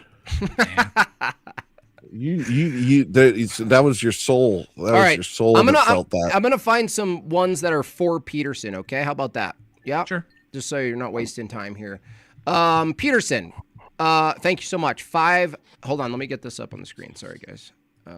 Errol, let's go. Oh, he's back. Oh, he's back. Okay, good. All right, hold on a second. All right. All right. Okay. Question. Okay. We're gonna skip closing statements because just because. All right. Rachel says, Peterson, if data showed that aborting black children reduced crime rates, would you still be in favor of aborting them? Good question. I'm not in favor of aborting black children. No. If it demonstrated to reduce crime rates would be an overall good for society, would you adopt a program for that system? Would you do it? If it was a positive? No, because this is like by definition the worst kind of discrimination. you're part of a group that statistically is linked to blank. Therefore, we're going to indiscriminately kill random members of your group because that's what a mandatory sanctioned policy. Well, this isn't like mandated or whatever, but this would be the equivalent of that. This is just like, 9/11 happened. All right, well, let's randomly go through the country and just put bullets in random Muslims' heads. No, you don't treat individuals like a statistic. It's just very okay. There's nothing in secular humanism that affirms that. Okay. Peterson, I literally get nauseous when I'm around Troons people. Why must I put up with the civil rights laws which won't allow me to better my life and remove them so I don't become physically ill? Because you cannot logically apply the logic, your right or whatever to do that to other people and then turn around and say, but nobody can do this to me. There's no logical pathway to that. So it's literally a contradiction. You can't logically consistently evaluate the value and worth of a person through that. You can't do it. Okay. Peterson, you stated if all people die naturally, quote, staying within nature, how do people die unnaturally? Accidents, homicides, suicides, drug overdose don't objectively exist. They're definitions. So is there any, essentially, is there any such thing as something that's not a natural death? You could, this is just a pedantic point. I think that if somebody gets murdered, that's not a natural death. Does murder happen in nature? Getting old is part of like the ordinary process of biological things, and so it's just a natural way that things die. So I'm sorry, hold on. Is murder unnatural? So I said at the very beginning that this is just a semantic pedantic point. So that's still not, yeah, I can agree with you, it's semantics, but that's not actually answering the question. According to Christianity, God created the world. Therefore, every time an abortion happens, it's God's will there. That wouldn't follow. Everything is God. God created the universe. So everything unfolds according to the way God said it would happen. Therefore, all abortions are technically Christian abortions. No, that would be predeterminism, which we would reject. It'd be a heresy. Anyways, instead of arguing from heresies, why don't you actually just answer the question? Is murder natural, Peterson? Is murder natural? Buddy, these are these terms. We invent them to describe things in a right. Okay, hold on. I'll make it very simple. Then I'll make it very simple. Is one creature killing another creature of its own kind? Is that natural? It occurs in the universe. That's not what anybody means by a natural death. You're just being pedantic. I'm not entertaining it. From your view, literally everything that ever happens would be natural. Yep, occurs in nature, but there are labels we ascribe to different things to describe different situations. So when on the coroner's sheet it says heart attack, that's a kind of natural death. When it says murder, that's different. It's not categorized as a natural death. Anybody that knows what we're talking about here. Okay. Peterson. Yeah. Can you provide the empirical distinction between knowledge and beliefs? If you appeal to agreements, that necessitates what's in question. Can you, the first part maybe do for us. Do you make a distinction empirically between knowledge and beliefs? Is there any difference there from your view? Can you measure the difference between knowledge and a belief? I suppose you can. I mean, I think that there are different kinds of belief. So I think in order for something to count as knowledge, there has to be some sort of, I guess, pathway to it. But there are faith-based beliefs. Like somebody can believe in something for literally no reason other than they believe it. Mm-hmm. So I wouldn't say that's the same thing as knowledge. Okay. Because we have axiomatic beliefs. We don't know axioms. We just believe them. Okay. And I don't know. Yeah, he's gonna get. We're trying to find your questions here. Let me see. Purely kudos. Okay. To believe in solipsism. Chase says, oh, sorry, let me get these up on this screen. Chase says something about solipsism here. To believe in solipsism literally entails there's only yourself is what exists. Peterson's claim that beliefs require the agreement of others is false. That would be true from a solipsistic view, that agreement is actually an illusion if you argued solipsism, right? I mean, I 100% disagree with that. I could believe every single other conscious agent in the world is a biological robot, a computer. But if my beliefs match theirs, then that's no different than if I punch numbers into a calculator or like we've all checked our math before. You do it in your head. You're like, wait, does 2 + 2 = 4? You put it in the calculator and it says the same kind of thing. Yeah. I'm not agreeing with the conscious agent, but I just understand that there's a logical system that's been built here. And since I agree with it, I have a justification that my belief is likely to be true. Okay. This guy says, absent an ultimate and personal mind, which would be God under our view, which only makes sense from a Trinitarian, there are no transcendentals like logic. Now, you did admit during this stream, and I've heard you admit during your live streams, that you don't hold that rights exist. There's no ontology of rights, right? No, I don't think so. Because they would just be like a conceptual thing that we agree on. Now, I guess the question kind of moves into this, like, is the existence of logic in the same category as rights from your view, and it's just an agreement? Well, I think logic is just a formal description of the way we do language and reasoning. Okay. Because logical statements do nothing other than evaluate the status of propositions. They do nothing other than that. And propositions are things we come up with and do. That's a formalized process of our reasoning, because even animals do reasoning, but probably very, very, very few of them have language, if any. Yeah, the reason I asked that because the murder thing came up, and it sounds like from your view, murder would be just as illusory and non-existent as rights. But from the same argument you're making is rights don't exist the way anything else does, but it's some sort of established agreement of a behavior. So murder itself doesn't actually exist. There's just actions in the world. Yeah, I mean, I don't know how the theistic worldview could possibly be really any different, because if God says murder's wrong, the claim murder is wrong doesn't exist somewhere else. It comes from God. God didn't get it from somewhere. The Christian can't really believe that, because then it doesn't come from God.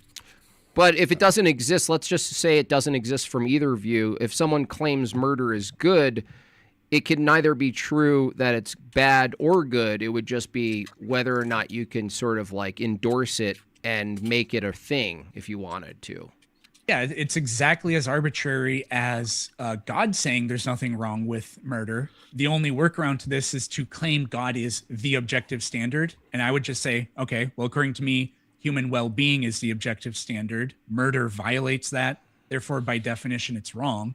And then people do, yeah, but what ifs with respect to that? And it's like, okay, but what if God told you to do it, which God has done many times. And somehow those just aren't murders, or they're just murders because God said so. So you just arbitrarily, like, you can claim God is your objective standard, but you arbitrarily declared that to be the case for no better reason than anybody else would.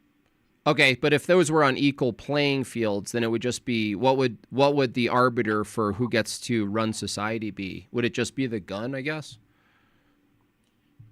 I think in a way, yeah, but like history tells us that we've tried societies that do authoritarianism in all kinds of ways. There have been kinds of secular authoritarianism.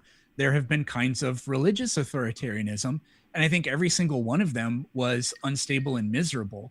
Coming together and using human reason and, affording people religiously, like you can be religious and you can live in a religious society, but the rules that govern it don't claim to come from on high, because when that's your claim, you can justify literally anything.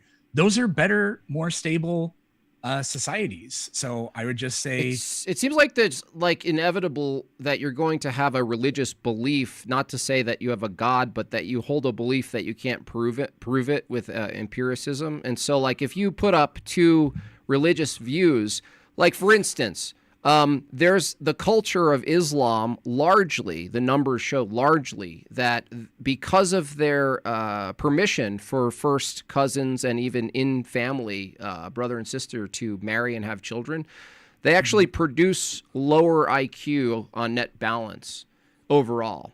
And so the question is, well, if that's a part of their religion, even you and I could agree sitting over a beer that we would be okay using our beliefs, mine religious, yours not, to say, well, actually, we don't want certain religious activity like that. We don't want that activity. Yeah, but those kinds of things happen in quote unquote the Islamic world. They don't happen in the United States, despite the presence of millions of Muslims. Now, there are probably 10 examples where it has happened. Whatever. It's a there's matter of all kinds of first cousins hooking up in it. There are all kinds Steelborn. of Christian first cousins hooking up too. It really comes down to like scale. So like, let's say Dearborn, Michigan or something. Like if that grows, it makes sense. If the religion and the population of Islam grows in America, it's fair to say the increased amount of offspring that has a mental problem or some sort of learning disability or something like this because of the incest, if that produces increased amount, says he's back. Yeah, I see. If that increases less IQ overall, that wouldn't be good for the country from both of our views, right? No, probably not. But so like ultimately what I'm talking about here is, okay, what would be what would fix the Islamic world? Forcing Christianity upon them, or trying to go through but that's never worked. All that does is cause war. There's no reason that a kind of secular style sort of enlightenment can't happen in any part of the world. That would be what would work. That has the best odds of working, because the Muslims that come here fare better than they do in Afghanistan or Iran. And that's not because we make them go to Catholic Mass. It's because they live in a society that I think espouses secular views and affords them freedoms. And it works very well for them and for Christians too. Wouldn't you admit that it works until there's enough Muslims that change what you think is a secular society? Like, isn't there just a tipping point with numbers? Yeah, but that imagines that they just never assimilate, and we don't have good data that says that. First generation immigrants typically bring the cultural baggage they grew up with them, no matter who they are, regardless of religion. But by the second or third generation, they're just fully immersed in the dominant surrounding culture. Pure consumerism. Yeah. Peterson already stated that it requires reasoning to get to the belief that Christian is true and to choose to believe in it. Therefore, the 30 Years' War was reasoned. Right. Yeah, that was actually an interesting part. Like, you can reason a war. Like, you can use logic and reasoning to justify a war, can't you? You can give reasons for it. Yeah. I mean, if you're being invaded, then it's perfectly rational and reasonable to declare war against your enemy to defend yourself. What about offense from the secular view? Because, like, obviously there's peripheral countries in U.S. history where they didn't attack us, but we had an obligation to stop them and what they were doing. Oh, I think the vast majority of those have been CIA propaganda campaigns. So, I mean, like literally the one we're currently in, it's just a mountain of absolute bullshit and lies. So I can imagine a just, what do you call it? Preemptive strike but we're obviously currently not experiencing. I think the vast majority of those in history have been total disasters or lies, etc. Okay. Tony, do you have any questions for either of the participants? I'm looking for more. There's just a lot of just like, I'll go through them after the people leave. We'll hang out a little bit. I just wanted to go through some of the attacks. Fallacy by Peterson: opposing one form of reproduction does not necessitate antinatalism. I actually wanted to ask you this, given your reasoning against Steelborn for this, is being against like rape as a form of reproduction, would that be antinatalist? I asked him that. He said no. Oh, okay.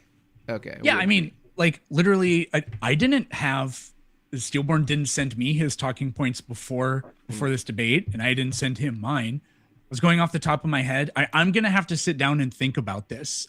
Maybe I'm being fallacious. I don't know. It's too. I have It to. seems like it seems like it's special pleading, because like you're basically saying that it's antinatalist to not want the homos to buy the baby, but that's antinatalist. But not wanting babies to be conceived in rape, that's not antinatalist.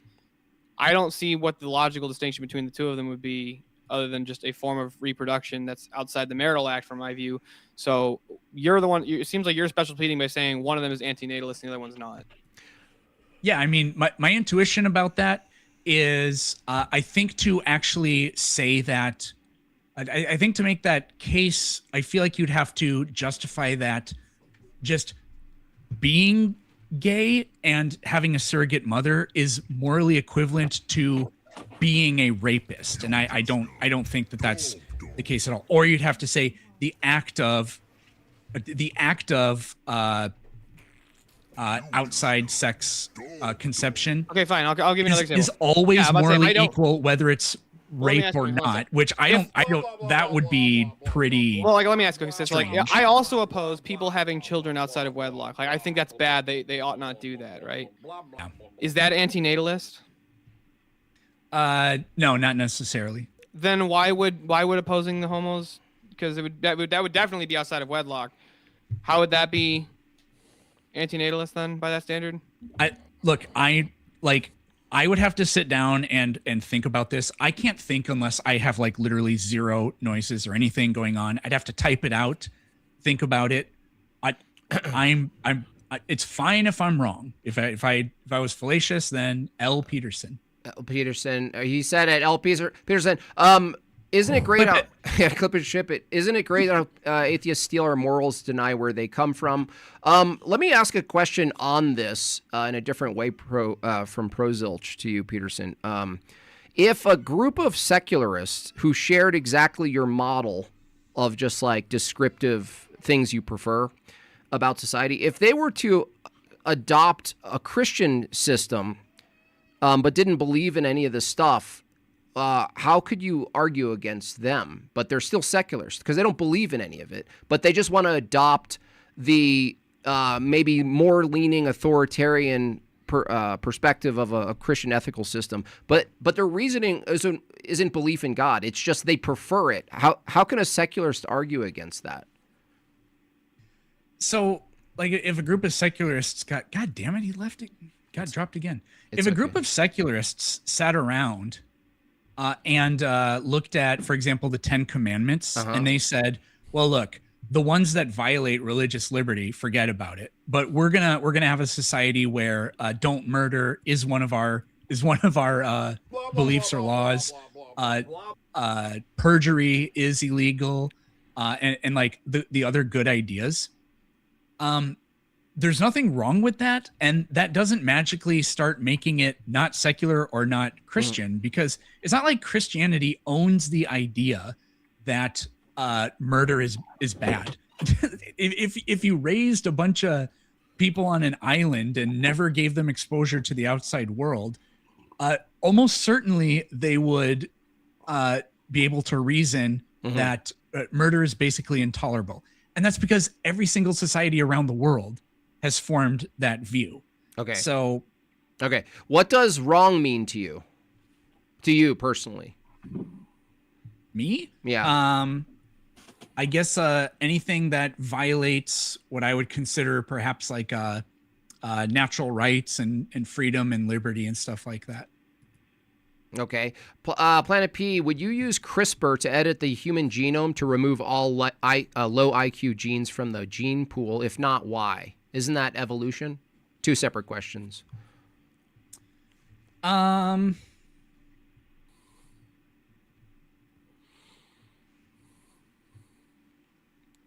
don't know. I mean, I don't see why you would need to, because if we're going to see, I wouldn't do this because it's obviously sort of a slippery slope. So it's like, well, we're gonna edit all below one standard deviation IQs or whatever. It's like, okay, well, tell me why we shouldn't then just arbitrarily crank up the IQs up as high as they can go.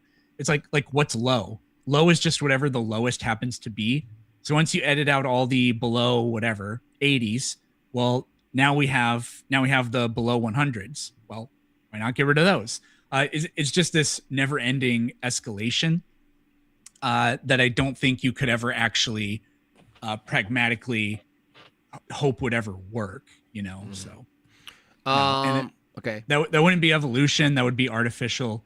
A very weird kind of artificial selection. Wait, but that's part of the natural thing because we're part of the natural thing. Yeah. Right. I mean, this is just the pedantic point before. Like, if something occurs in the universe, then it's natural. It's like that's not how anybody really uses those labels. But that's true. I don't want to do this because we're not debating you. I'm sorry, but it doesn't make sense. No, we're not debating you. No, the debate's over. This is just crosstalk. This is normal. Like, we can push. It just doesn't make sense. If you're an evolutionist and you believe everything evolves naturally, then all of this is part of that natural evolution. So how do you disqualify things arbitrarily? I'm really sorry. I kind of spaced out. What am I disqualifying? Like, how am I determining what's natural and what isn't? Yeah. Well, essentially what all the quote unquote unnatural things have in common is they're products of us manipulating the environment beyond what it would produce without our intervention. So plastic is not natural, even though it's made of atoms that exist in the universe.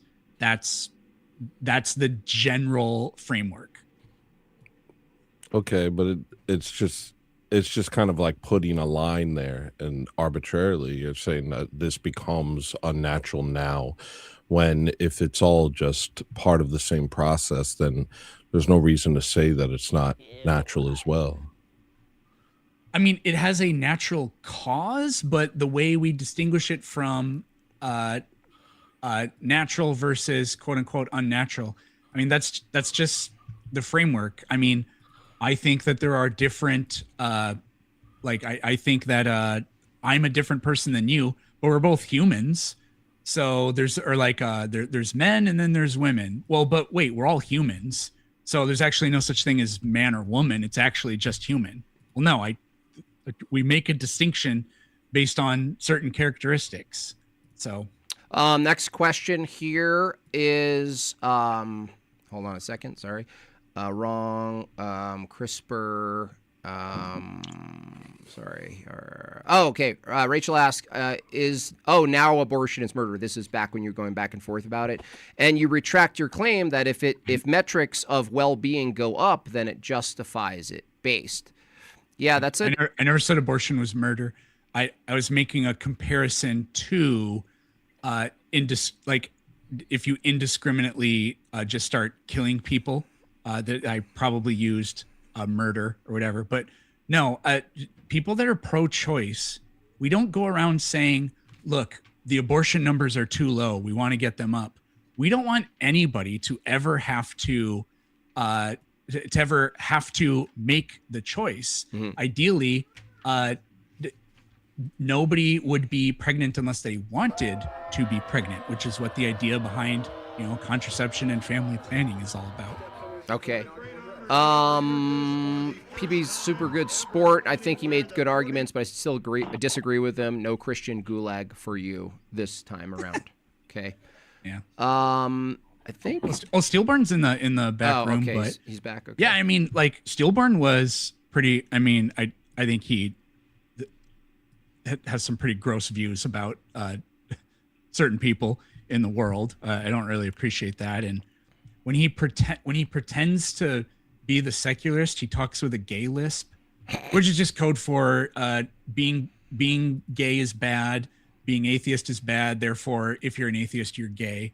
And I know on his stream, it's an AI picture of me with a bunch of lesbians in the background. And it's like, if atheist, then gay and bad. I was like, whatever, 0 out of 10 rage bait, if you ask me. But the debate, like, I don't know, didn't fly off the handles. I didn't think he was really. No. The point of the thumbnail was this is the society that you build versus the society that we want.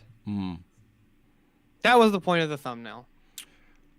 The thumbnail had crusaders in it, so you want to kill all Muslims? I thought didn't I update the? Oh, I didn't update it. Damn it! I replaced the background on my side with the nuclear family. Are you like a big Muslim fan, Planet P? I don't really. Let's just say I did. Favorites or anything like that. Huh?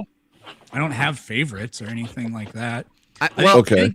I think the Islamic world desperately needs a Renaissance and an Enlightenment.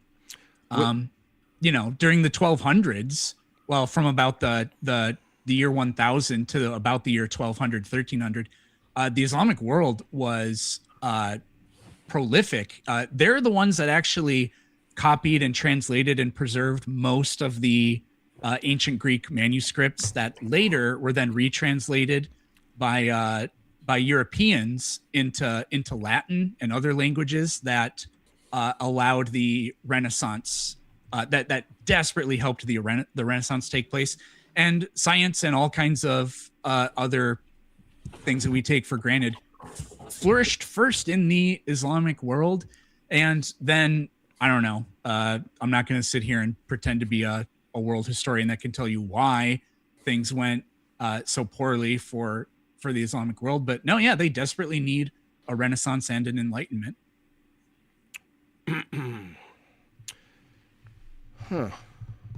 I think just because I'm a lefty, I'm going to say, if you criticize Muslims, you're bad. Nope. Yeah, I just figure logically, you know, if you have a worldview that allows you to rape, kill, destroy anyone that disagrees with you, that even if you're just a atheist, you would say, yeah, that worldview is incorrect and I don't support it. But if a Christian was convinced God told them to do it, then no. There's a huge difference between whether or not it's in the holy books. This is part of Sharia law. In Christianity, there's such 100% rape in the Old Testament. That's not what we're talking about. We're not talking about that. We're talking about Christian society. Christian society is based on the foundational teachings of the Orthodox Church, and it doesn't support anything like that. Whereas Islam has and continues to. My God does, but regardless of your interpretation of what God does in the Old Testament, it's completely irrelevant. You're an outsider of the Orthodox. You're an outsider of the Orthodox Church telling us what God is saying, and you actually have no clue what God means when He does the things He does. What I'm saying is we have a measurable understanding of what the Muslims are doing. We see it firsthand. We've seen it for 1,000 years.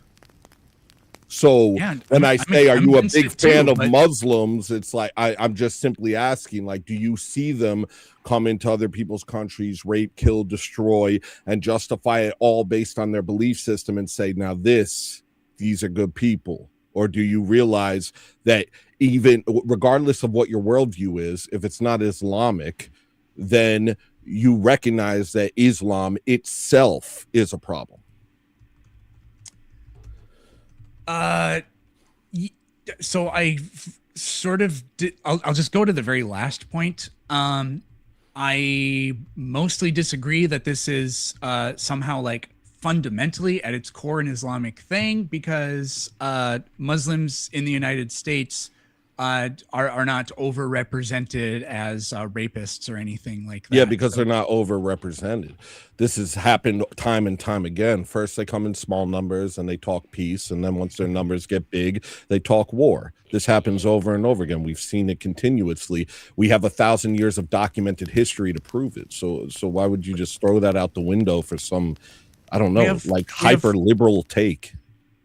What did Christians coming to the New World in the Age of Exploration do to the people that lived here? Exterminated, enslaved, and raped them. Well, regardless of, maybe Catholics and Protestants did certain things, but the fact of the matter is none of it was based in the books themselves or in the teachings of the actual church. Yeah, but that's not Christianity. So thus saith you. No, but what I'm saying the Muslims aren't Islam. Being, any Muslim, any Muslim that's serious about Islam understands that jihad is part of it. It's in fact, if you're not into jihad, you're kind of a fake Muslim.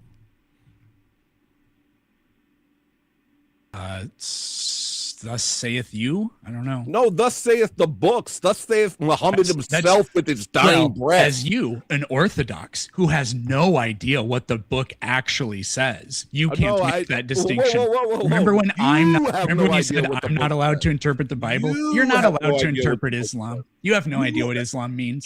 I can interpret Islam all I want. I've read some of the books. No, you can't. You're not a Muslim. You have no idea what they do.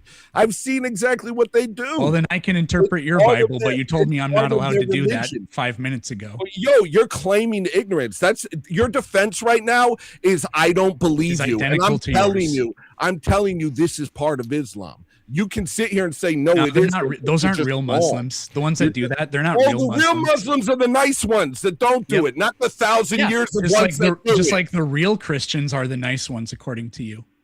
Well, there's not a bunch of schisms. You have Sunni and Shiite, and that's it. And most of the things you're applying to the Shiite Muslims. Actually, you're saying because these guys over here in Iran that we're currently bombing don't believe it, that's what it isn't, or that's what they're a representation of what it is. When in fact, the Sunni Muslims who believe this wholeheartedly because they interpret their text correctly are running rampant across Europe. You don't know how to interpret their texts. You're not one of them.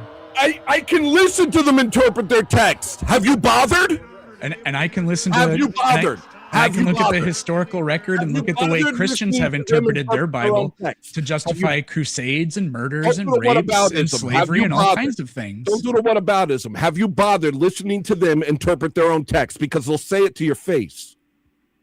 You know how, like, literally 5 minutes ago, I said the Islamic world is in desperate need of an enlightenment and a renaissance.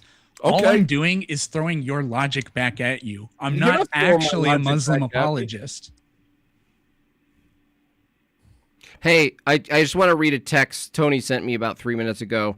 Jimmy, why are you debating him? This isn't your debate. This isn't fair to PP. Yeah, I didn't prepare for this, Jim. I got like 5 more minutes. Oh yeah, 5 minutes is plenty. Maybe if there's no more. Get me out of this square. I don't belong here. This isn't my world. That's funny. This isn't my world. It says that he's Steelborn. He's lying. He's bearing false witness right now. That was great. That's like that could be a new thing where someone leaves and one of us have to go into the square. So that's fine with me. I hope you don't feel like you were like we did the old switcheroo. I was really thinking that we shouldn't be involved at all, but then you guys seem to be okay with it. So it was all candid. I consented. There was implied consent involved. Yeah. Fire. Oh yeah, one more fire on Tony. You got a lot of fires though, Tony. So that was good. When you get all upset and yell at me. It's easy when you're based in the truth. Yeah. Well, the suspenders too. So you do like a poll, Jimbob, like for the debate or anything? We should do a poll. I actually didn't. I have my chat, this plugin where I can't do a poll on it. You want me to do one? Yeah. If you can do it. Well, no, it's not on my channel. Hold on. Let me try it. Let me try it from my phone. Hold on a second.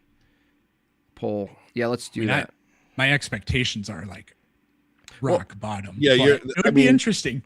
Well, you are. The audience is probably stacked against you. I'm not gonna lie, bro. I didn't tell anybody that I was gonna like be here, so there are like no Peterson stands here, I would imagine. Megan, you might have to do it, MadeByJimbob. Can you do a poll who won? Just a simple one or the other. I can't do it. How did Steelborn do? I kind of fade out during debates. Well, I don't.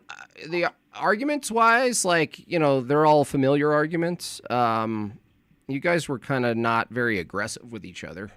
I think generally, which is like, I don't know. It's refreshing to some people, but at some point, I'm like, can you guys bite each other's heads off just a tiny bit? Like, but whatever. I mean, he believes in a kind of Christian nationalism that's more just like bottom up. The culture is composed of Christians. You know, I mean, we didn't get into if he wants to repeal the 19th Amendment. Wait, what the hell? Am I getting? 19th? Is that the right word? The 19th. Yeah. Yeah. If he wants to get rid of it or anything like that, he seemed to think that the Constitution actually is secular, not divinely inspired, and he didn't seem to really want to get rid of it. So, I mean, there are some Christian nationalists that I think are just basically fascists, and he doesn't see. I mean, I disagree with a lot of stuff he said, but he doesn't seem to be in that avenue. So, you know, I actually had to spend a long time just trying to understand where the hell he's actually coming from a lot of the stuff he said we should do or whatever. But I appreciate that, Peterson, but I was asking Jimmy. You're his opponent. I can't ask you how he did. You asked me how he did? I did. He did all right. Peterson's like, I don't think he did that good. Steelborn seemed, I think he did okay. I think he was like a distracted or something, or like a lot going on. I don't know if he carried a circuit piano. breaker keeps shutting off. I don't know. Maybe he's working off of solar energy. He might be doing the thing, you know. He might be like making those real moves towards no, it's a good monarchy. Well, it was a good start though, because I didn't want to pull up like the super, you know, any super well-known debaters when we're getting our tech, you know, going. No offense to anyone here. I mean, I think we're all in similar tiers. So it's just a good practice round for the tech Tears itself. of crying. Yeah, Sorry. Exactly. Oh, there it is. Okay, the poll's up. Anyway, so we're going to do more debates, obviously. We'll tackle evolution. We'll tackle all sorts of things, even silly ones, you know. Like we might tackle whether the dark side was actually the good guys, you know, that they kept the order and the other people were just rebellious. We got a big one. Thanos, right? We got a big one, Jimmy. What? Say the big one. I don't know what it is. Oh, yeah. Whether or not there is a pedophilic Jewish cabal running everything. I think it might make it on YouTube. What do you guys think? That's a good debate. We should just get down to the nitty gritty, get down to the brass tacks. I mean, let's stop talking around the issues and let's just start talking about them. As long as it's presented in a sort of whimsical way, I think it'll be fine. I can do like one last question if there was Let me see. But let me see if there is. Okay. I haven't eaten dinner. Hey, no problem. Except those 3 donuts. That's not it. Tony's greatest debater of our generation. Bro, there are hadiths on this from Islamic scholars who did the interpreting. Steelborn isn't imposing his own interpretation of the Quran. By Steelborn, he means Tony. That's actually a really interesting topic when it gets down to it, because I think the distinction, and I'll let you go, is like, if you took an orthodox position, you'd press against a lot of like the Zionist wild dispensationalist takes about war and all that.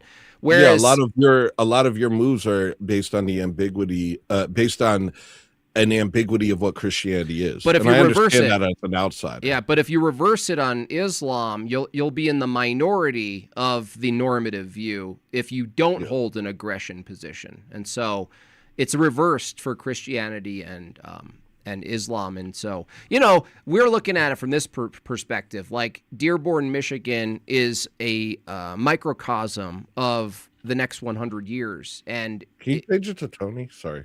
What? If I'm going to be in here. Sorry. What? Nothing. Go on. All right. I'm so sorry.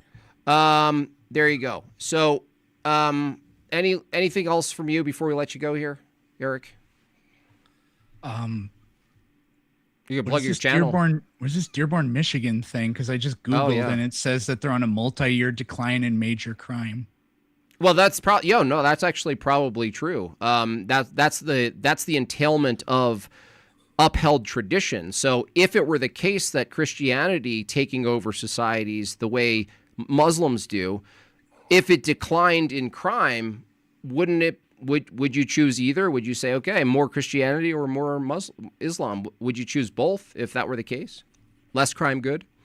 But Dearborn, Michigan is a major immigration site for Muslims, and yet despite that, the crime rate is going down. I know. Yeah, this goes to what I was saying earlier. Yeah. When the numbers are low, it's all peace and we're all one and this and the other thing. But once the numbers are high, it's Britain, France, Germany, Spain. But the data disproves the slippery slope. Yeah, that you're no, the data proves exactly what I Tony, just said. Hold on, Tony. I want to make the distinction. Crime rate is going down, Tony. While Muslim immigration is increasing. I know, but hold on. Exactly what. Hold on. You have a negative correlation, but you're arguing for positive correlation. No, watch. No, I said that when the numbers are low, they come in peacefully, and once they get their numbers up, then they start doing. You guys are missing a distinction. I get over what you're and over trying again to say throughout there, Europe. Yeah. I'm accomplishing. Hold on a second. Hold on a second. The reason why crime is low in a highly populated Muslim area is because they're all Muslim. They don't commit crimes against each other. What Tony is saying is we don't know. What we know from other statistic is once the population increases, you're going to have a decreased crime against fellow Muslims. But once they reach a critical mass, what we've seen is that then they start imposing their will on people once they reach the majority. The idea that Muslims increasing in population, there's a decrease in crime makes sense if they're all Muslim. That would be true of Christians. If Christians took over an adjacent city to the same extent, there would be a decrease in crime in that area as well, which, by the way, if we're just looking at crime as a metric for what better governs society, now you have two traditional, rigid religious views that demonstrate a sharp decline in crime, at least. So that would be a positive, right? At least, could you concede that at least that's a positive in the short term for both systems that are religious versus non-religious? I was looking up some stuff, and so like the latter part of that I kind of spaced out on, but I heard, and I totally understand your point. The crime rate remains low as they build up, but then once they become the majority, like I get what you're trying to say, but from what I can see here, Dearborn has been a majority Muslim population since at least 2023, but maybe 2022.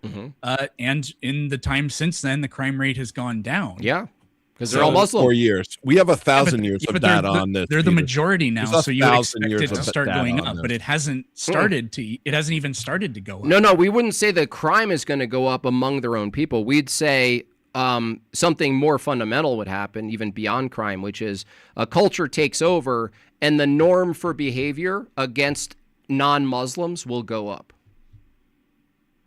Are you pleading ignorance on this? Like there's endless examples. There's endless examples of but this. What happened? Are you unaware of all of them? 1,000 years ago, or 500 years ago, or right now, or right now let me talk. Or right now in Britain, or right now in France, or right now in Germany. This is France. You have to compare like situations to like situations. What could be more like than a European country being overrun by Muslims who rape their children and kill them in the streets then get off and then get let off? The Moors in the Iberian Peninsula is equivalent to the world of today? I'm talking about right now. I'm talking about right now. This is happening. That's why I said the world today.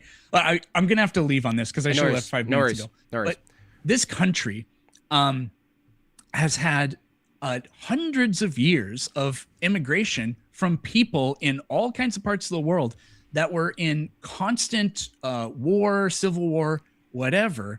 And yet when they move here, they don't import that violence. Like, for example, Irish Catholics and Protestants living in the UK, right? Horrendous atrocities and terrorist attacks occurred there. And then we had all this Irish immigration in this country. And did suicide bombing go up in this country despite all these scary people from the terrorist attack place? No, because we have a secular, powerful system that I think works incredibly well. So we're just gonna have to leave it there. Okay, cool. I'm being as fair and charitable as I can with that. Yeah. No, more than enough time. Thank you so much. Round of applause. Thanks for coming on for the first ever of its kind SCUD debates. And we'll be trying to source other debaters and other topics. So if you think of one and you want to come back, Eric, just email me, okay? Is the poll over? The poll is over. Anybody can read the poll except for me. Someone tell me what the poll says. It looks like 70. It looks like a 70-40, 70-30-ish, based on the bones. I'll take 30. Okay. Well, you're in the Lions, den, so, Yeah. All right, cool. Thanks a lot. Appreciate it. Tony, you're like, this is not the pay. I got to read that text again. It's so funny. Well, because I didn't think we should be getting involved, bro. No. This is how I didn't put that in the. I should have put that in the whole thing. Right? Is that at the end? Right. What can happen is at the end, we can cross-examine them a little bit before the questions, and we can get into a little spat, and it's totally fine. Yeah, but it's always going to be stacked against the people who don't agree with us. That's not fair. No, it is fair. That's the kind of society I want. We reached the last goal. Let me just read through these. They're probably mostly compliments or insults. But good on Peterson for showing up and doing it. And we got a good sport. Yeah. What? Yeah, and we got a big raid. So that was, I didn't know how many people were in the chat or whatever, but I really appreciate all the support. Tony won. Steelborn lost. PP. The crime stats reflect the culture. Pooping in the street isn't a crime anymore. Yeah, that's a really good point, Chase. I was going to bring that up. I was thinking about that too. How you change what a crime is. Like if you go to a place, it's a crime for a Christian to pass out a flyer about the apostles in Dearborn, Michigan. Yeah, that's crazy. And also, if you look up crime statistics for white crime, you'll often find Mexicans, Muslims, and black people being categorized as white. It's almost like it's a top-down thing. It's almost as if. Yeah. Would you ever debate Kenneth Copeland? He would never. He's scary. That guy's scary. Jimmy Tony, you want Ken Ham? Come to your show. Well, when we brought this up originally, we thought we were just going to ban all females from the show. Yeah, it's a no women allowed. It's a no women's. We're gonna put that in. We're gonna put that. That was always the plan. Order. No women allowed. I'm gonna put that in the opener, like when I do this part. Welcome to the one and only no women allowed debates, Tony. I'm hoping to start a trend, and also if you're out there and you're like a guy who's into fitness, look into starting a male-only gym. There's no reason to have a bunch of gym thoughts in there messing around in a male-only space. We need to restart male-only spaces. That's how things get done. Nice. This music's sick, dude. Tony made this music. Modern Day Crusade, thank you so much. Planet P turning into a two-quoque machine, thank you for that. Super chat. Muslims copied most of their achievements from the Byzantine Empire, including prostration. Tony Steelborn, nice. Peter is in his Simon era. Oh, yeah. Crossover and abandon this ridiculous world. Come to Christ. He just needs to be attacked by more leftists, honestly. He needs to see how insane the oppositional world to Christianity is, and it might, there might be a boot on your neck at some point. Dude, those lyrics, he's got a heart. He's got a heart. Eventually, to start speaking. The mention of a woman at the well was just incorrect use of the stories. Stories how faith could be seen outside of the chosen people, and example of humility. Thank you for that. Look at the level of our chat. These are the chats that come in on this debate channel, Tony. Yeah, I mean that's the thing. It's like this obfuscation and sort of stuff is what's coming from the left. They group all Christians together. They say, "Oh, Jim Jones did this, therefore that's Christianity," and crap like that. It's like it's just dishonest. You know? Yeah. Well, that was good. I think you know, we met a lot of goals. Everyone was very generous, and I hope you guys like the SCUD marks. You know what? Looking at them, I think I have to do like 7 more, Tony. I think we have to make the menu so insane. So we'll be doing some. We can definitely add some more. And you guys could suggest things if you want to suggest it now. We'll try to catalog it or email or DM us, either Tony or me. And eventually we're eventually gonna put the scene change in the SCUD marks, so you don't have to do it manually. Yeah. Scene change. We'll actually develop another scene, definitely between now and then. I hope you guys enjoyed that. That was like my favorite part of it, is just texting you during the debate. It's good stuff. I check out, man. I check out. Yeah, you were slunching. I was gonna try to like yell at you or just remove your camera because I don't want that energy in my chat. I don't want everyone getting tired. So you gonna punish me? Yeah. I'll just delete. I'll just delete you, bro. Look, boom. Oh, you're slouching? You slouching? Oh, was that a yawn? I'm sorry. I'm the audience surrogate. I'm the audience surrogate. I'm sorry. Are you tired doing your job? Yeah. Sometimes I like to sit there and be there's a portion of the audience that hears 2 people debate and they just go, and I like to channel that. Every time I use the scream that I stole from you in your stream, I look back and my window's wide open. It's so, and it's not a good, like if it's not in the context of the stream, it's such a terrible scream. It's like the worst scream. But in the live stream, it's a nice stream. It's a nice scream. You want to read that? Paying my Jortlandia colonialism expansion tax, GG. I enjoyed the new format. It's fun and good contrast with serious topics. Wow, you're a good reader. Yeah, I've been reading. WJimbob and SCUD. Nice. Emoji. Did you see my tweet yesterday? I said, how did Shakespeare write all the express himself so eloquently without access to emojis? Nice. It's a good one. It's wholesome.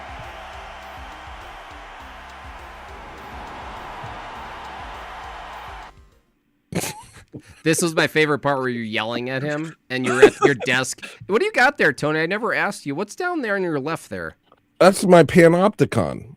I have a panopticon. What is like that? A spot? Is that like a weird? Wait, panopticon is like a structure where you can be spied on from every angle. Yeah, it's like a type of prison where you can watch people. All the prisoners are under constant surveillance. You think it would be wrong to make a library out of that structure, or would it be beautiful? I think it'd be good for the prisoners. Nice. Man, am I going to prepare with better liquor next time? Yeah, I'm not going to lie. I feel like I have to go nap. Okay, it's time. All right, y'all. That's pretty much it. I hope you guys loved it. I thought it was a massive technological success. The content will get obviously better and better with debaters. And we are open to suggestions about topics, debaters, and don't forget SCUD marks. And we'll see you tomorrow on Ortho, folks. That. Season 4. Right. Is there someone live that we should send people to, or let's pump this music up? I can't hear it. I wish I could hear it. Hold on. I can make you hear it at the end of these. So that's okay, good. Thank you. Hold on. Here we go. Yeah. Crank that. There we go. That's right. That's right. So crazy. That's right. Yeah. SCUD. Yep. What? What? We need an outro. Dude, we need an outro. It really spikes you up. It gets you psyched for the battle. I'm pumped. We need an outro, though, outro screen. Oh, we didn't do that. Yeah, it's okay. We did good. It was a good show. Even though we streamed early, and I don't know what kind of slurs we said. Are we still streaming? Yeah. All right. Oh, Unitarian versus Trinitarian. Nice. All right, Tony. Well, until next time, go take a nap. I'm going to eat a second dinner. Love you all. Until next time. God bless you all. You guys, what do we call them? Scuttlebutts. Scuttlebutts. See you next time, Scuttlebutt. See you later, Scuttlebutts.